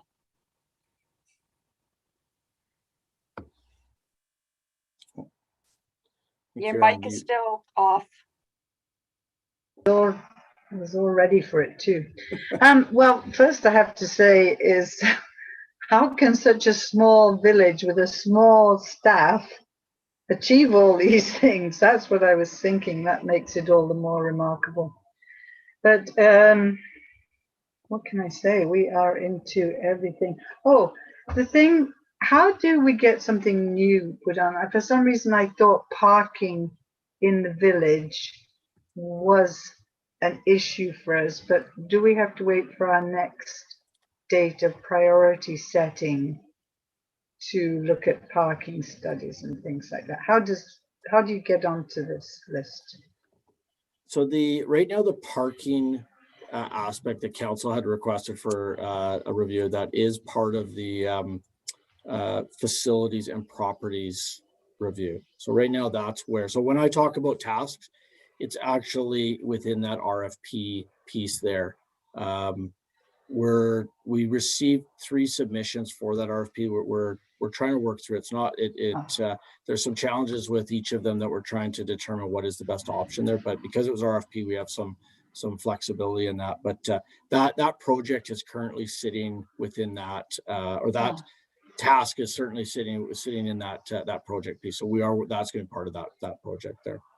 And if we can't succeed, and what we'll be coming back to council with is if we're not able to actually deliver that specific scope of that project, we're going to come to council with some options that maybe we do peel that one off and do a separate one. So there's some options that we're looking at right now if we're not able to complete that project in its entirety due to the scope being too great. But we'll have that information to council shortly. Thank you. Councillor Sullivan.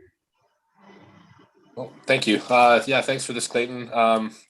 No major questions, just yeah, I can't believe all the things that we've gotten taken care of. I've just the fire hall specifically within the COVID situation, just listening to different communities who have not been able to complete their projects and have had to stop and are now going to have to pay hundreds of thousands of dollars more maybe for lumber prices and stuff. So that was really, really exceptional work that our staff has been doing. I mean, the water treatment plant and the fire hall and the wastewater upgrades, those are three major improvements to our village that have been needed for 50 years. So the fact that we're really just sort of taking care of all that stuff, I can't express my gratitude to staff more.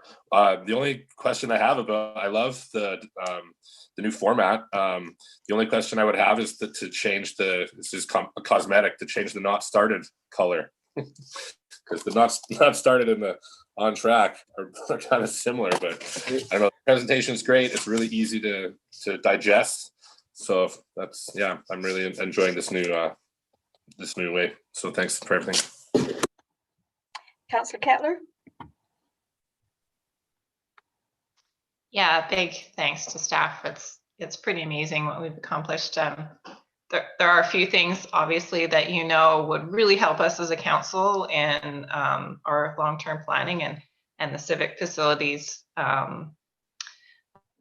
and properties review is definitely one of those. We need to figure out, our strategy for the rec center and our civic buildings and our public works. Yeah, so there's lots of things, we haven't really discussed, and we're kind of waiting on those to make some decision points on. Other things that we really would be really helpful in terms of development is our urban forest bylaw and tree bylaw, and the parking study, which Councillor Sproul mentioned, which is part of the civic, and some movement on our climate assessment and mitigation would be great. And yeah, I think there's the accommodation study as well, Airbnbs and us figuring out what we're going to do in that direction as well. So those are all big things that are sort of outstanding, but I think we have, like the other councillors that have done amazing, like just to accomplish all those things, the water, the sewer, the new fire hall, it's really I'm just so proud. And I think a good visual example of the change that we've been going through is our water treatment center and the chlorine shack. The chlorine shack with its bullet holes and its spray paint, going from that to like this amazing water treatment facility with this UV treatment and this huge water treated storage, which we've never had treated water storage before. So, in case of emergency, that's wonderful to have these, and the twinning of our main lines, all these things that are, we've just stepped up so amazingly.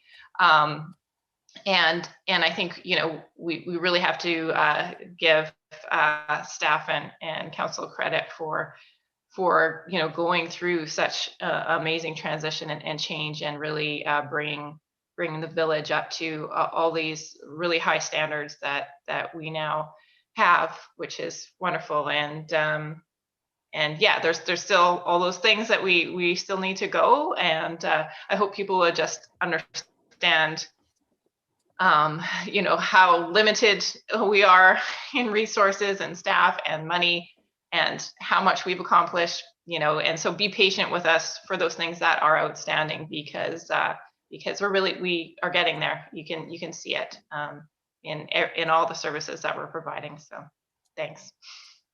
Councillor Brown. Agreed. Yeah, so much work demonstrated in this report. Thank you so much to the whole senior management team for everything they've done. And I agree with Councillor Kettler. It's hard for people to understand how much work didn't happen over a very long time, and how much has had to happen in a very short time to accommodate the kind of growth we're experiencing, and how much pressure that puts on staff. And so I appreciate all your hard work on this. I agree. Some big priority areas for me is working the Green New Deal resolutions and that those concepts into our climate assessment, mitigation, and adaptation planning somehow, whether we do them, add one in at a time or bundle them somehow, ones that are similar, just getting that into the workflow somehow, so that we're making some movement on that would be great. And then thank you for your reference to we got the letter from the CBA with those requests last week. And I think working with them to come up with some immediate COVID support for our business community is super important, because we want them to be here on the other end of this pandemic. They contribute so much to our downtown core. And then I noticed that we have talked about having in the facilities review, looking for places for several groups have come forward looking for like community garden space. And as we densify, people don't have so much space in their yards to grow food, or they're living on rock. As is the case in some places, that we include that in the facilities review, so that we can find some allotment garden spaces. And the vacation rental review, I think, is so very important for us as a community. Looking at that as a huge tool for us to provide long-term housing. And I'm hoping we can work in some incentives for, we've built all these accessory dwelling units, and now we're realizing that people are, the property tax increases and the services once they build an ADU rise considerably. And if we can provide some incentives via that mechanism to allow for below market rentals, long-term below market rentals, that would be very helpful as well. And I think those are the biggest. Yeah. So thank you for all your work on this. I love the format. It's great. Your worship, just before, can I just have a response to the, so I think one of the things that's actually really been, certainly things are extremely busy, but one of the things I really am really proud of the team here is when we're looking at these projects, we're not, and it is an example of, there's lots of examples. We're talking about one tonight with the waterfront at the lake park. We're taking the time to, I'm not saying it wasn't done right before, but we're taking the time to talk about what this needs to look like, rather than just off we go and then just check mark. And so it does take a little more time, and I recognize, and I know council recognizes this, but it does take a little bit more time. But the end result is that we're going to have an asset that's going to last longer. We're not going to have to maintain assets that are not needed or the community will grow out of. So it's really this process, even having this mapped out this way, has been really helpful for us. And I appreciate, that's one thing we appreciate about council's direction, is when we, allowing that conversation about engagement, so that when we do what we're going to do in the sense of an improvement at the waterfront there, it's done the way it's going to need to be done for, many more years, rather than just a replacement of exactly what was there before. And that doesn't do it. So thank you. Thank you. And I thank you to all members of council for your positive input and feedback. I too like the presentation. It's great to see. It's easy to read. I love to see all the black in the report, completed projects. That's outstanding. And I know how hard our staff works. And during COVID especially, it's been really, really interesting, because many of our employees are working from home, which adds a lot of pressure on too, because it's a different environment that you have to get used to again. And from council's point of view, this has been an interesting process using Zoom and using Zoom meetings. We seem to be we're doing more than we did before, if you can believe it, because we're attending more things, we're doing more things, like the conferences where we couldn't go to before because of the cost, the travel, the hotel. Now most of them are under $100, and we just Zoom into them. And what an experience it is. We're hearing so much more now than we did before from many people. And I think it's a benefit to the community that your members of council are attending these Zoom meetings and learning. And we're learning constantly what's going on. I'm a strong believer in that you don't start something from scratch if somebody else has done it and they've done a good job. You borrow that information from them. And I think that's what we do a great deal of. I also think that remind you that we will be going into our strategic priorities shortly, and in June, and that is a chance for us to highlight what we really want to see happen in the next year.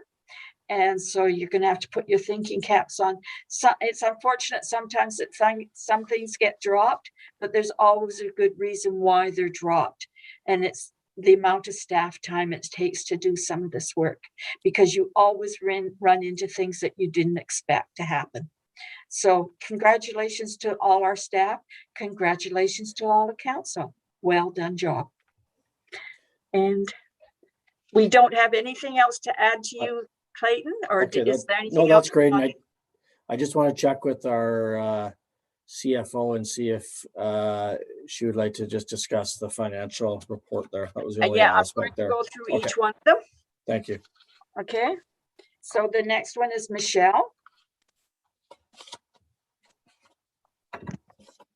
Hi. I don't really have anything else to add. The report's in a format that council is actually quite used to seeing. So, but I can answer any questions that you might have. Does anybody have any questions of Michelle? Yes, you were very fortunate. You gave such a good overview last time. Yeah, not long from that. Yes. Anyone else? I'm gonna say congratulations to Michelle now. Congratulations for your receiving your, was it 10 or 15 years? 10 years? Oh, 10 years, yes. Thank you. Thank you. It was a pleasure to give them out to all staff. Next, we have the fire chief's report, but he's not here.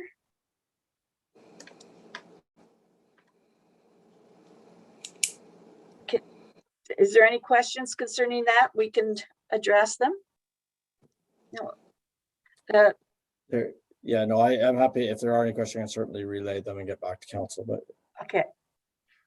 Any questions concerning his report? No.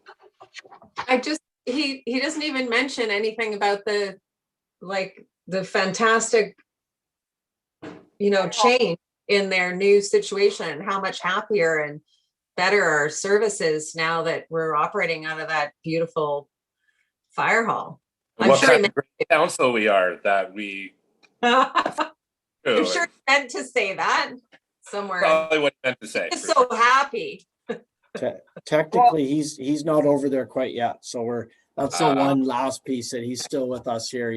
We need to flip the communication switch, and then he'll be relocating over there. But his office is still here at this time. So maybe once that happens, then there'll be some celebration. That leads me to a question: is James over there yet, the bylaw enforcement officer, or is he still in the village? None in the office. We're just in the. There's a couple of aspects relating to the communication between the village hall, fire hall, and the water treatment. So we need to make sure that the towers are all connected, and there's a switch that needs to go in. And once that goes in and is tested, then they'll move over. There could be this week, could be any day, but we're just that needs to be in place there before we move his office. Because right now, all the communication still goes through the fire chief's office right now. So once that switch is in place, then it'll be officially switched over there, which will be in the coming days. Okay, thank you. Next is Manager of Development Services.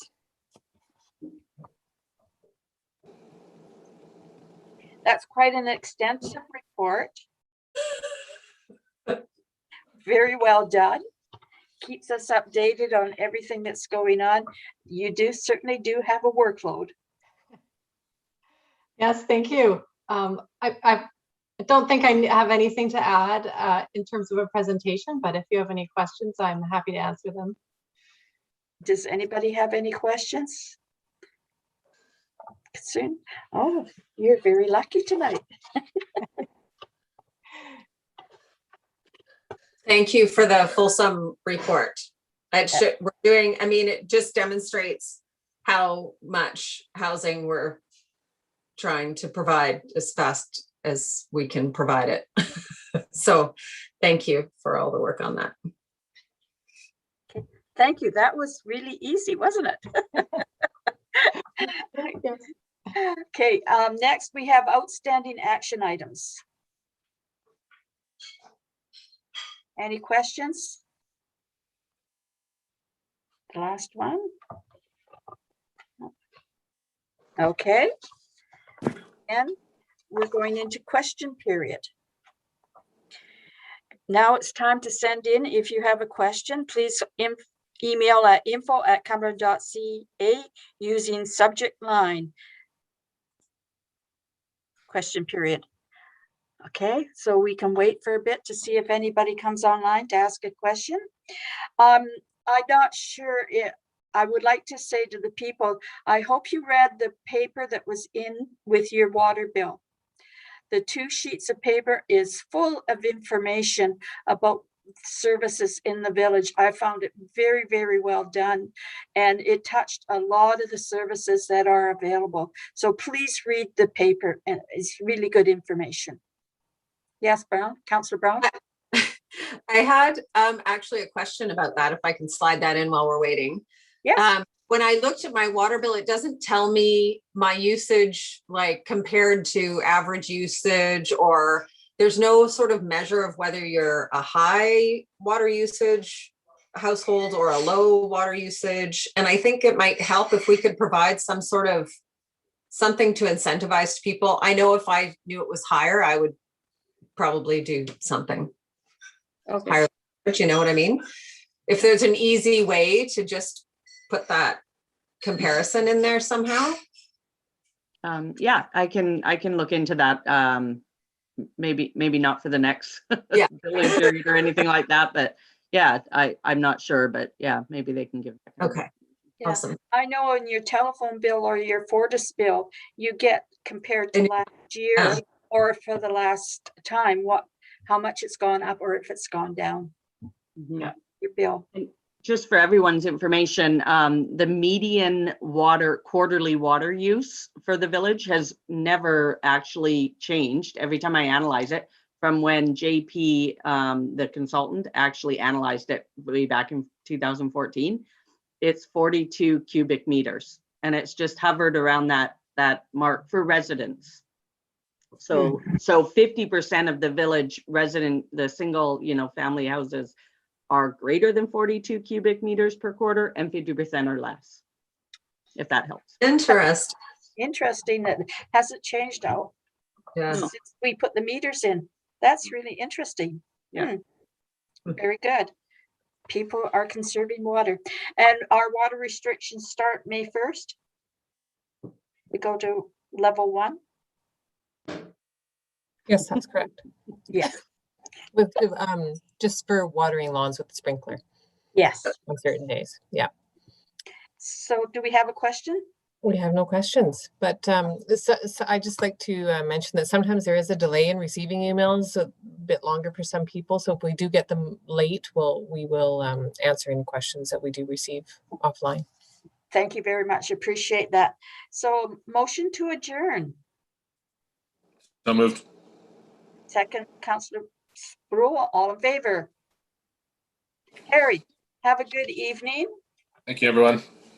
Thanks. Good night. Thanks. Good night.